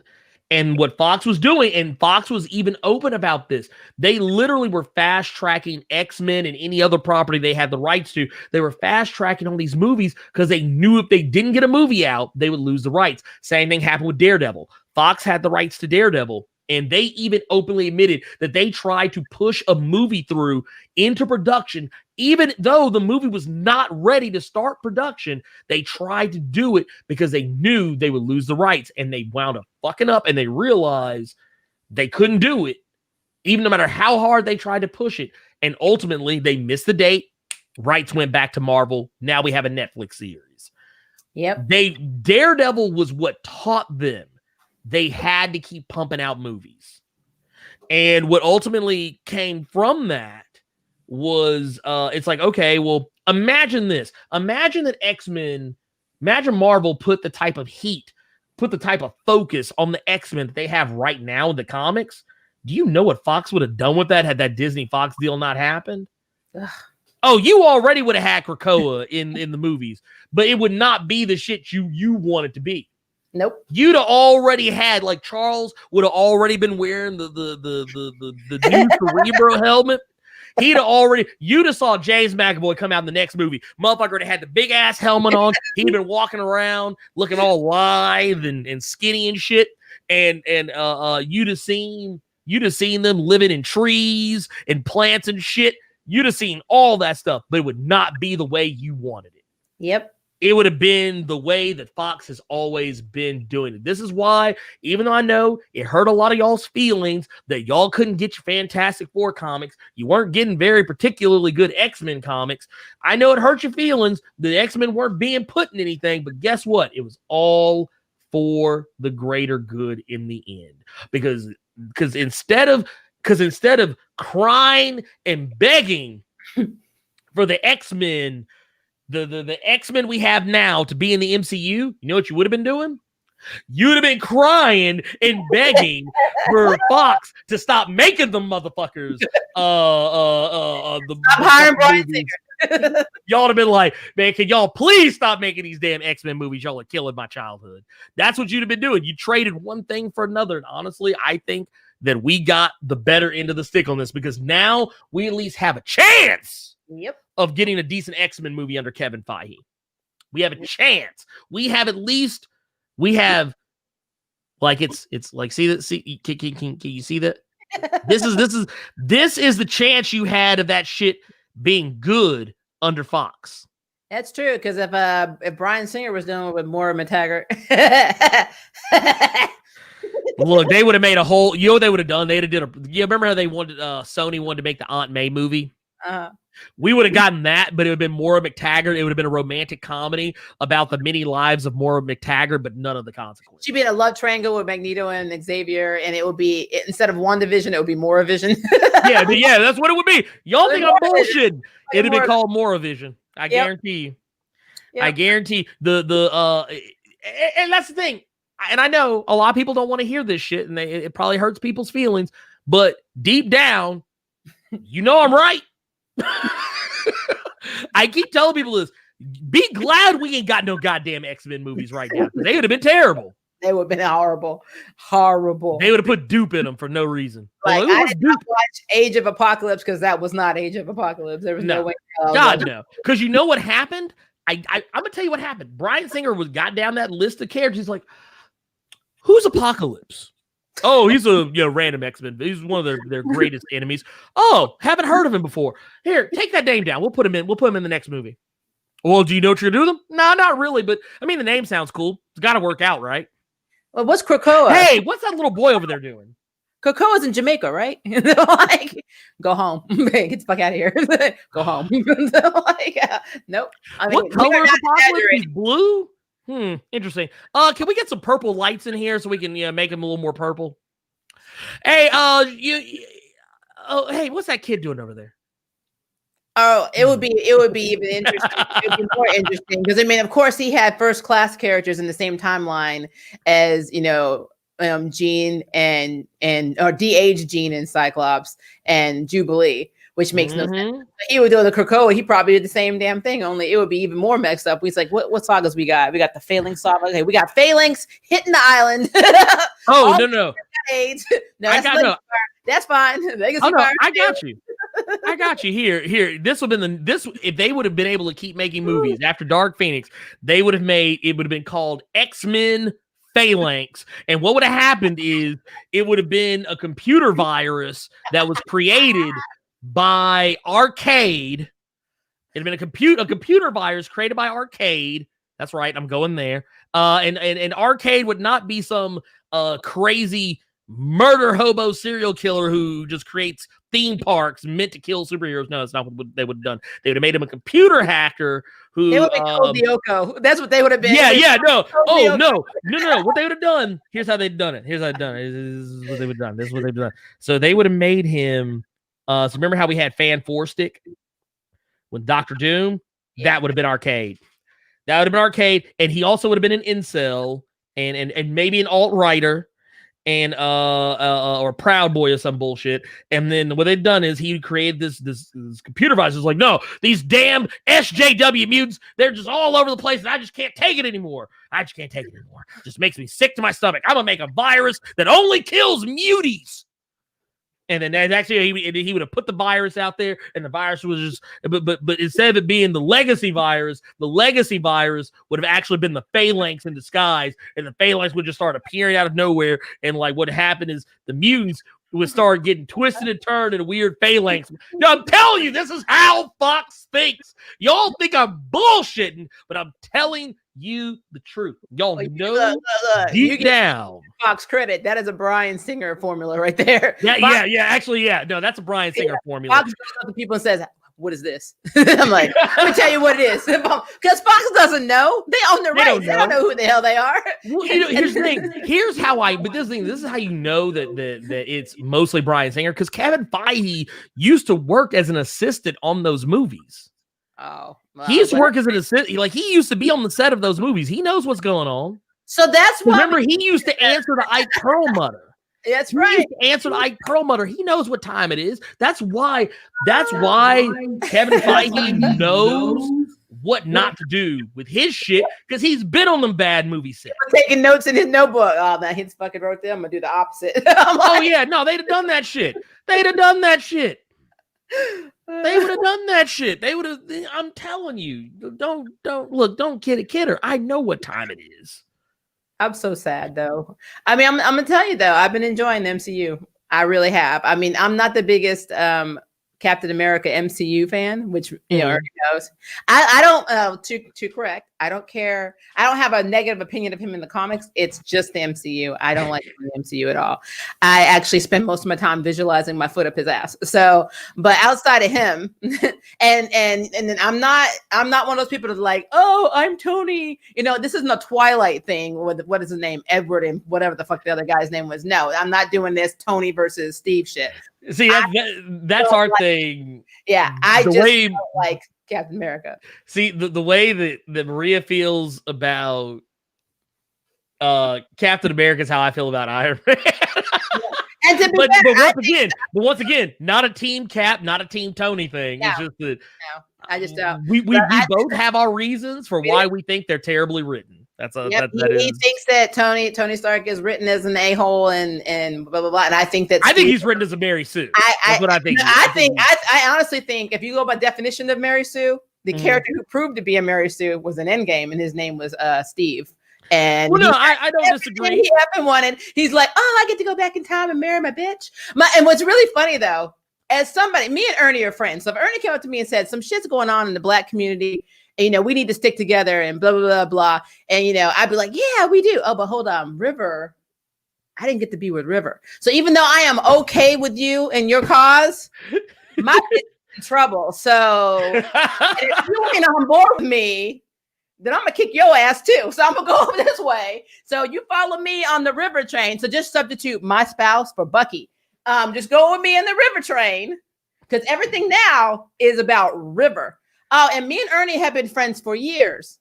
And he has this little plate in his heart. And hopefully I know that this plate is no longer connected to his heart because I'm going to rip that motherfucker out because he had the audacity to try and attack my River. And yes, River did take out your mama, Ernie, but I'm so sorry. You need to let that shit go because we're talking about my River. To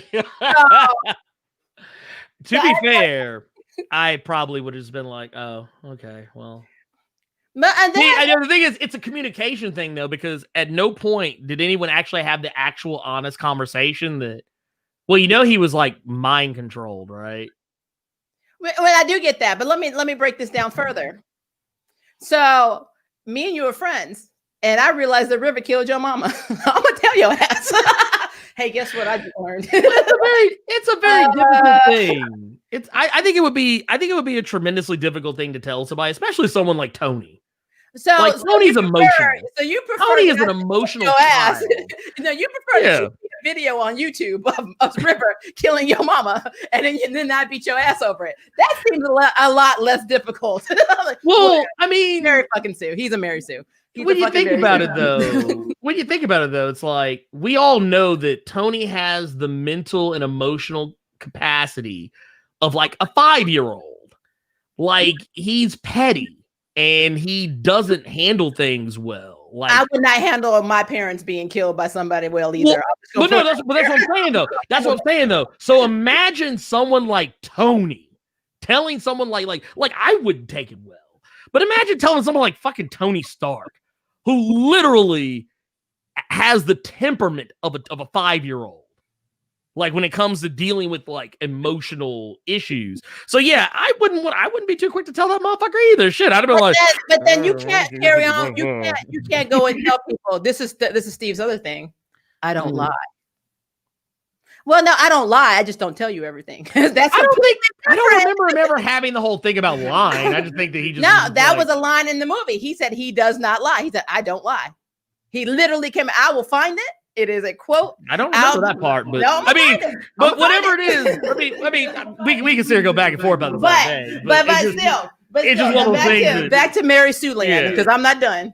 So then the whole registration. So everybody went, we want to register, blah, blah, and he's like, oh, I don't think we should force this, blah blah blah. I am pro. I'm going to protect my people. But again, he did leave for Bucky. And then not only did he leave for Bucky, now remember, this registration act is not done even in Endgame. It's just on the back burner because the world just like blew up. Pretty much half the people are fucking gone. So everything's coming back. I don't know if we're still going to have the registration act, but it doesn't even matter because Steve, who is pro his team. He is a soldier who would jump on that bomb for you. But my vagina is in 1947. So I can take this shit and go back in time and live my best life. You guys got this, right? Because I'm out. I'm not even going to tell you people I'm doing it. You got it. I'm out.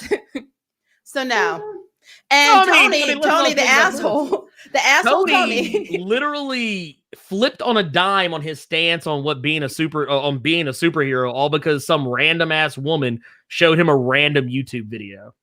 Oh no! I mean, Tony is okay. It just, I mean, it's the whole thing is contrived. Tony is fucked up.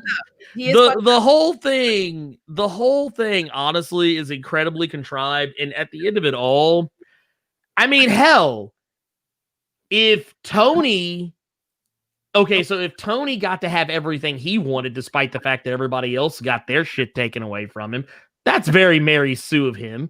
And the only reason that he did is because he was like, okay, well, I guess I'll go ahead and make the sacrifice, not even really knowing whether or not it would have actually killed him or not. But yeah, he made an ultimate sacrifice. Good for him. It was the one grown-up thing he did outside of like maybe being a dad. And it's like, okay, that's cute and all. But yeah, I mean, shit, if he gets to have a happy ending, well, then, yeah, sure. Why not? Cap can have a happy ending too. Shit, I don't give a fuck. Well, no, I think that Tony is emotionally messed up. His dad was an asshole. This is not a whole. Again, this is not a whole Tony versus whatever. But I mean, I can go down the line with MCU characters because another person that gets on my nerves is Wanda. Because Wanda, I mean, at the end of the day, she fucking threw a bomb into a building with civilians. That's it. Oh yeah. There should be consequences. And so they got upset because she was being held prisoner in the $1 million penthouse with vision and the round-the-clock service and the best food you could possibly have, instead of being like, they wanted to take her and put her ass in jail. And Tony got them out of it. He did do that. But then they're like, Tony kept her. But it was a double standard. And I'm like, that's a bullshit. But it was also a double standard because like he was real quick to throw everybody else in jail. Yeah. But what I'm like, saying, he was real, like it's one of those things where honestly, Civil War is one of the dumbest storylines that you could possibly adapt into a movie, because at the end of the day, it was all about characters acting uncharacteristically like themselves, for reasons that had never really plagued them before. Like Cap made sense because he doesn't believe in government oversight, because he's seen what happens when you trust governments to be in charge of everything, is because government's agendas can change. Those governments can be overthrown. Those governments can be infiltrated. He watched it happen. And it's one of those situations where it's like, okay, well, now the government's trying to have oversight on all this other shit. And it's like, well, that ain't a good idea. Yeah, because, well, what happens if Hydra comes back? What happens? Okay, we have all these characters' identities or having, these characters being overseen by some random entity. Well, okay, well, what happens when that entity gets overtaken by some evil entity? Are we still going to listen to that one? I mean, seems like a really bad idea to put that level of control in somebody's hands. But on the flip side of that, vigilantism is illegal.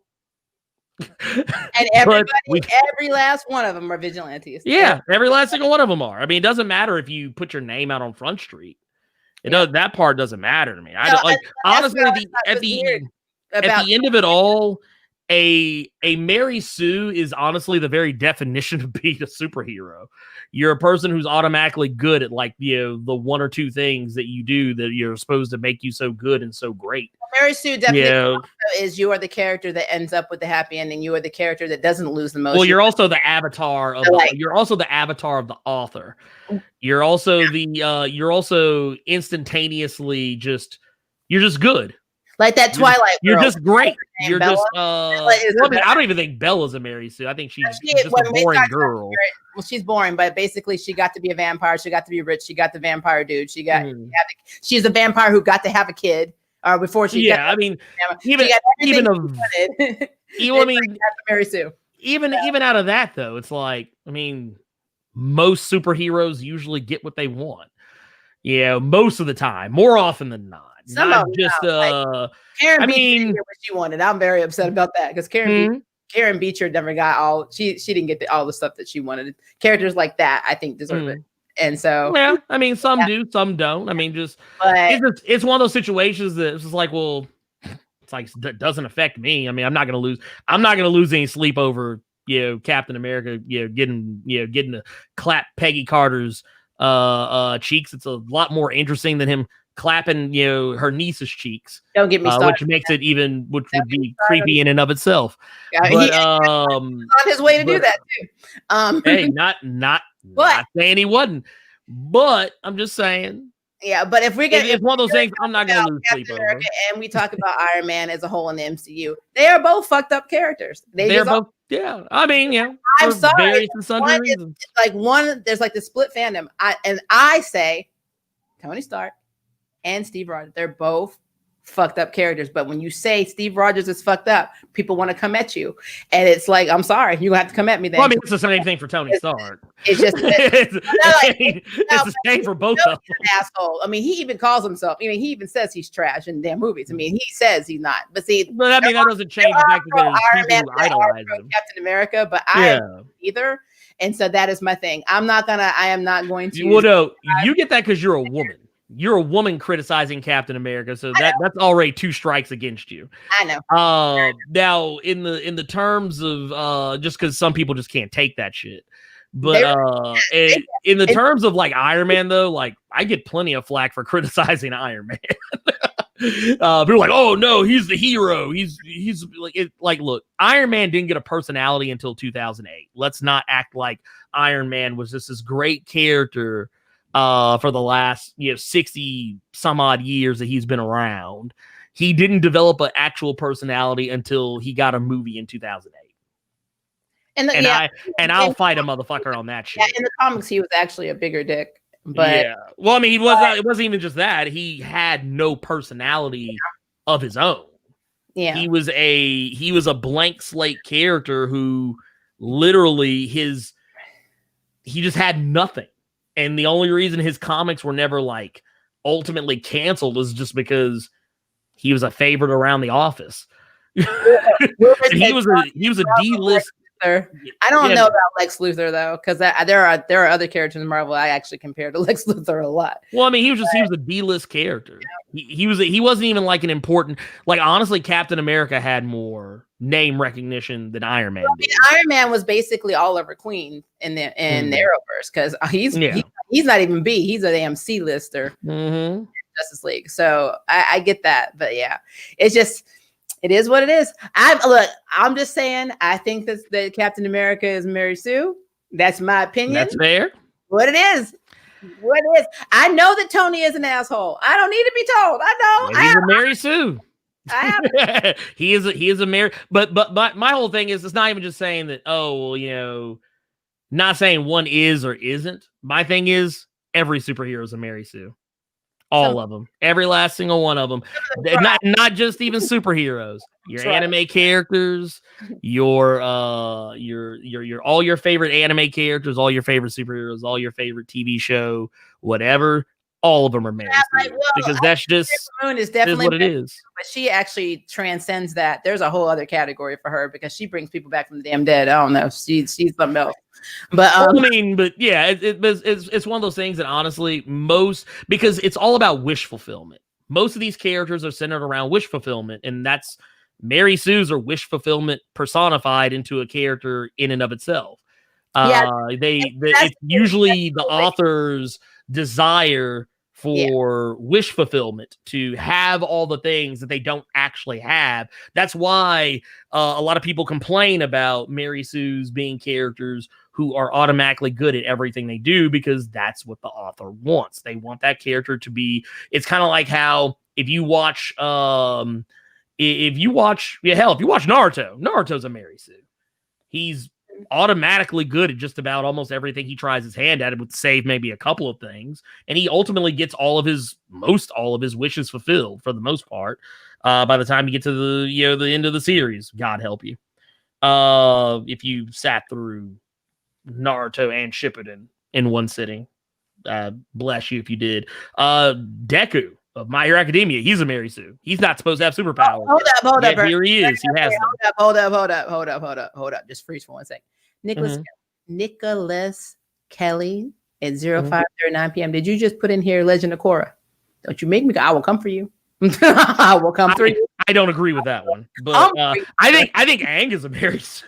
I think Aang is a damn Mary Sue. Yeah, Aang is 100% a Mary Sue. I'm telling you, like, yeah, Korra probably had a handle on some of the powers, but no, that girl, no, she went through some shit. She actually she lost so many fights on her own. Aang was rolling out at 10. I mean, he was sitting on the ice for 100 years and was rolling out fighting. So no, he's a Mary Sue. Look, just automatic. I mean, the thing is, but here's the thing though. And this is something, and I think that this is something I wish that it didn't have the sting that it has. I don't think being a Mary Sue is a bad thing. I really don't. I don't think it's a bad thing. I think it does indicate. I think it does indicate a lazier style of writing. Also, but at the same, it's kind of so some favoritism by the writers too, because well, yes, it's interesting to see. Like when I was talking about that Twilight, like I am not a Twilight fan, and I don't know a lot. I was forced to see the first movie by my child because I was a good parent. She denies this, but I took her, and I regret my life. But that Bella girl. Yeah. So according to the article I read, because I was just curious on why this was actually a thing, the writer basically based that character after herself. Yes. So, which is unsurprising. I think the writer is Mormon, and so she got to live out all her wet dreams and fantasies through this character. Underage sex, all of this stuff, very problematic stuff. I mean, the character itself was very problematic. I mean, you're getting hot for somebody who wants to eat you. That's very weird. So, but at the end of the day, like this character, it's weird. As a matter of fact, I think, and I'm going to be real with you, I have not seen the last movie, but a friend of mine did, and she said she'll never get that time back. And she said that there were no deaths at the end of this movie, and that everybody kind of had a happy ending. And I'm like, then what was the effing point? Yeah, all of these movies. If you I'm just confused. Like she had a baby, she became a vampire. But she can still be around her dad because she's able to control her bloodlust. When all these other characters apparently had so many issues and lost all of this stuff, it's just like everything that this character wanted, she got, and then some.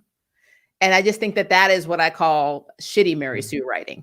Well, yeah, there's a difference between good. I mean, honestly, that's just bad writing, period. Straight up and down.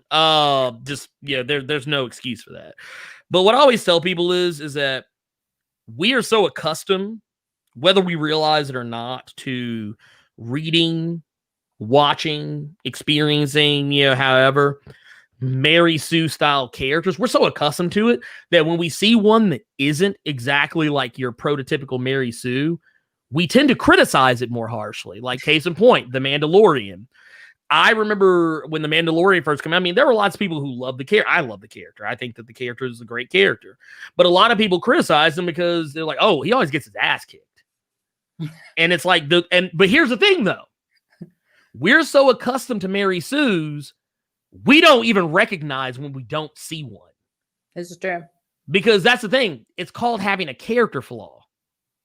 And the thing is, the Mandalorian in a gunfight, he's money. If you watch the show, you'll notice that just about 99.9% of the time, if the Mandalorian is fighting someone where like it's a shootout, he's going to win. Yeah. Like you just know he's going to win. However, if it's a fist fight, well, he ain't that great a hand-to-hand combatant because people were like, that was back before we all knew that Gina Carano was a terrible person. People got upset because of the episode that introduced her as a character. Her character, people got upset because she beat the shit out of him. Like when they fought like hand-to-hand straight up in a fist fight, she had his number, and that's because she's actually a good fist fighter, not only as a character, but in real life. She's fucking mixed martial arts fighter. Of course, she was going to beat him in a hand-to-hand combat fight, especially when we've already seen in previous episodes he's not good in a hand-to-hand fight. So I will say, just is what it is. They did not use that model in Arrow with Michael Jai White because he could have literally took. Well, no, I'm not. That's different. That's 1,000. I just wanted to say that because even when I see Bronze Tiger in my mind now, I'm like, you gotta be effing kidding me right now. No, I get where you're going, but I was just using that as an example of. I get it. It's we're so accustomed to it that, like, hell, I'll even take another one, Spike Spiegel from Cowboy Bebop. He's a good martial artist, but whenever he fights a character that's not a henchman, he gets the shit kicked out of him. Yeah. And as huge of a stan as I am of that anime, I can admit that. Go back and watch any episode. Every episode that he faces off with someone who is not a henchman. Yeah, he gets the hell beat out of him. He gets the shit beat out of him. Yeah. Go watch Piero LaFoe. Go watch Cowboy Funk. That dude gets the brakes beat off his ass. Hell, some of those episodes, with the exception of Cowboy Funk, when he goes up against someone who is like not a henchman, he damn near gets killed. Yeah. Like, he damn near gets killed in a lot of those episodes. So, yeah, it's just one of those things that if you talk about a gunfight, Spike will get that ass. You talk about a fist fight, well, depends. How important are you as a character? I mean, depending on how important you are as a character, that's going to determine whether or not he wins that fist fight. And it's just, yeah, I think it's just, I wish that we got to a point where it was, where we actually criticize the writing of the Mary Sue style characters as opposed to just the character itself. Because if we criticize the style of character, then honestly, we're criticizing everything. We're criticizing every form of media. Hell, one of my favorite TV shows, Buffy. Buffy is a Mary Sue straight up and down. Straight up and down. Mary Sue to the core. But she's a better written Mary Sue than most because it comes down to the writing in the end. Yeah. Well, that's like with Cora. That's like, my take on it. That is just my take on it. Now, it's like what Nicholas is saying. Yeah, I know Cora went through some stuff during her battles. I'm talking about the bending powers, but because the second she realized air bending and mental bending were center, was it bam, homegirl can do it. But then, sorry, I'm trying to read tiny writing right now. But then it came to the spiritual side of things. In the first season, she can do it on the fly, astral projection to Megazord sized titans, along with spirit teleportation. Then don't get me started on spirit bending. So let me say this. Okay, just realistically. So I gotta go because I'm hungry.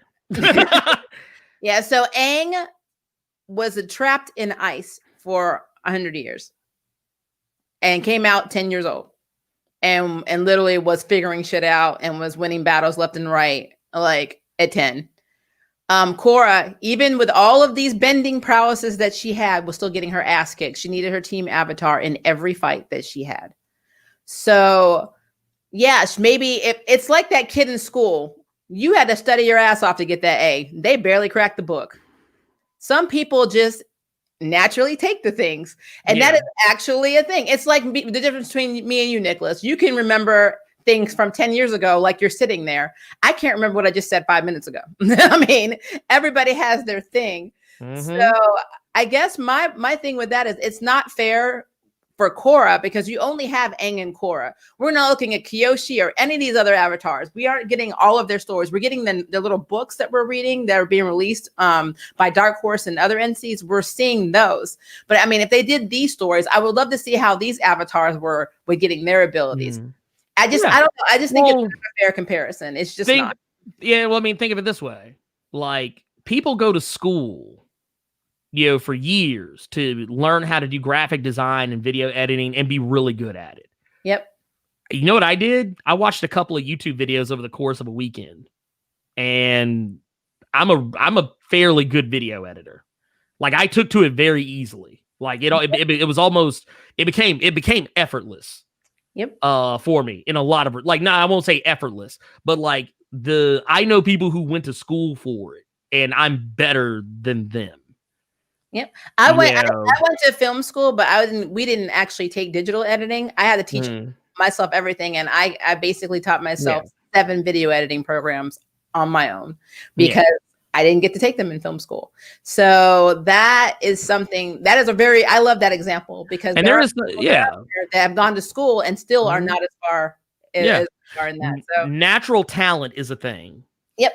Natural talent is very, like, it's one of those things that I remember when we talked about martial arts earlier, when I was taking martial arts, one of the things that people who knew my dad, because my dad was a martial artist, there's actually, I found a YouTube video of him the other day doing doing stuff at his old school that just is surreal to watch. But people who knew my dad, who were watching me perform, they would all tell me the same thing. They're like, oh my God, you're way better than all these other people in your class. But it's because I had a natural talent, because it's in my blood.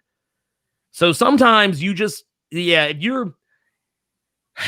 sometimes I think like it's easy, and I never understood this, but for whatever reason, sometimes it's easier for us as people who regularly watch things where we watch people lift cars over their head, or we watch people, create fire out of thin air. Sometimes it's really hard for us to believe things that we see every day in the real world and take them as being true. Yeah. Like it's somehow it's easier for us to believe sometimes that someone can literally wiggle their nose and make a waterfall appear out of nowhere, as opposed to someone just being born with a natural knack for something versus somebody else. Yeah, because that was Cora's strength. She was able to acclimate. She was a natural. Yeah, she was natural. Naturally able to acclimate to bending. It did not mean she was a natural fighter. That is the difference between her and A. There's a very big difference. Very big difference. So, yeah. Watch anyone who's watched Initial D. Anyone who's watched Initial D. I forget the name of the two brothers, but there were two brothers that were on that show. And if I'm not mistaken, I think it was a Ryosuke, and I think the other guy was like, I think it was it K? I think his name was like KG. I can't remember his name. Anyway, not important. Point of the matter is, one of them was naturally a good racer. Or it was Keisuke. Keisuke, that was his name. Keisuke was a naturally talented racer. Ryosuke was just a better learned racer. And that it just is what it is. It is what it is. Yep. You can't make that shit up. It's a thing that it just is what it is. But anyway, I am starving to death. Yeah, I just realized we've been at this for 3 hours and 19 minutes. That's a Blerd cave right there. Yes, that's Blerd cave time. Actually, it's gonna make me cancel the cave tomorrow. Actually, I have other stuff to do tomorrow too, but that's also cave is still happening. Just it'll be. I don't know what time. You're not gonna cancel that damn cave tomorrow. I do have. Well, I have something that's going on like prior to it. So it's gonna be. It'll be interesting. That will be. Yeah. It'll be very, very interesting to see how that plays out. Blerd, we're gonna do our it will not be this long basically review of New Mutants, because I think that would be cool. And also, guys, my normal videos will be out tomorrow, so you'll have your Yashahime and you will have your Ruby fix tomorrow morning, because I get up early for you guys because I love you. I get up early. I mean, even when I want to, when one eye is open and I'm staring at the screen like, what am I watching? I do it. So it will be out tomorrow. And I will have Ernie on the show again, because I can't you just can't get enough of Ernie. And if he's like being here. Yeah, and if he's not on here, I'm just gonna call him. So you might as well let him talk to you too. And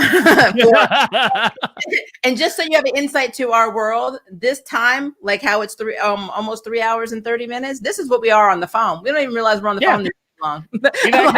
We've actually had conversations longer than this on the phone. Yeah, I would dare say, and it usually always ends about the same way. It's like, I'm hungry. Bye. I gotta go eat. I gotta go get something to eat. So now that it is now dinner time, and I just realized it's dinner time for me too, because I wasn't hungry till you opened your damn mouth. We went to guys for being on the stream with us. Make sure you go subscribe to Blerd Without Fear if you have not already, which I'm sure you are. If you have not subscribed to me, what the hell is wrong with you? Subscribe. I have questions if you have not done so. Absolutely questions. And then also be on the lookout for our crisis video. I am currently editing it, so I'm going to try and roll it out very, very soon, because it is funny as hell. It is part 2 to the parody. So please watch the first part if you haven't seen it, because it is I'll try and link that below too later. But yeah, we love you guys. We're going to eat. Have a great rest of your turkey day, eat too much holiday, and we'll see you later. Bye. Peace.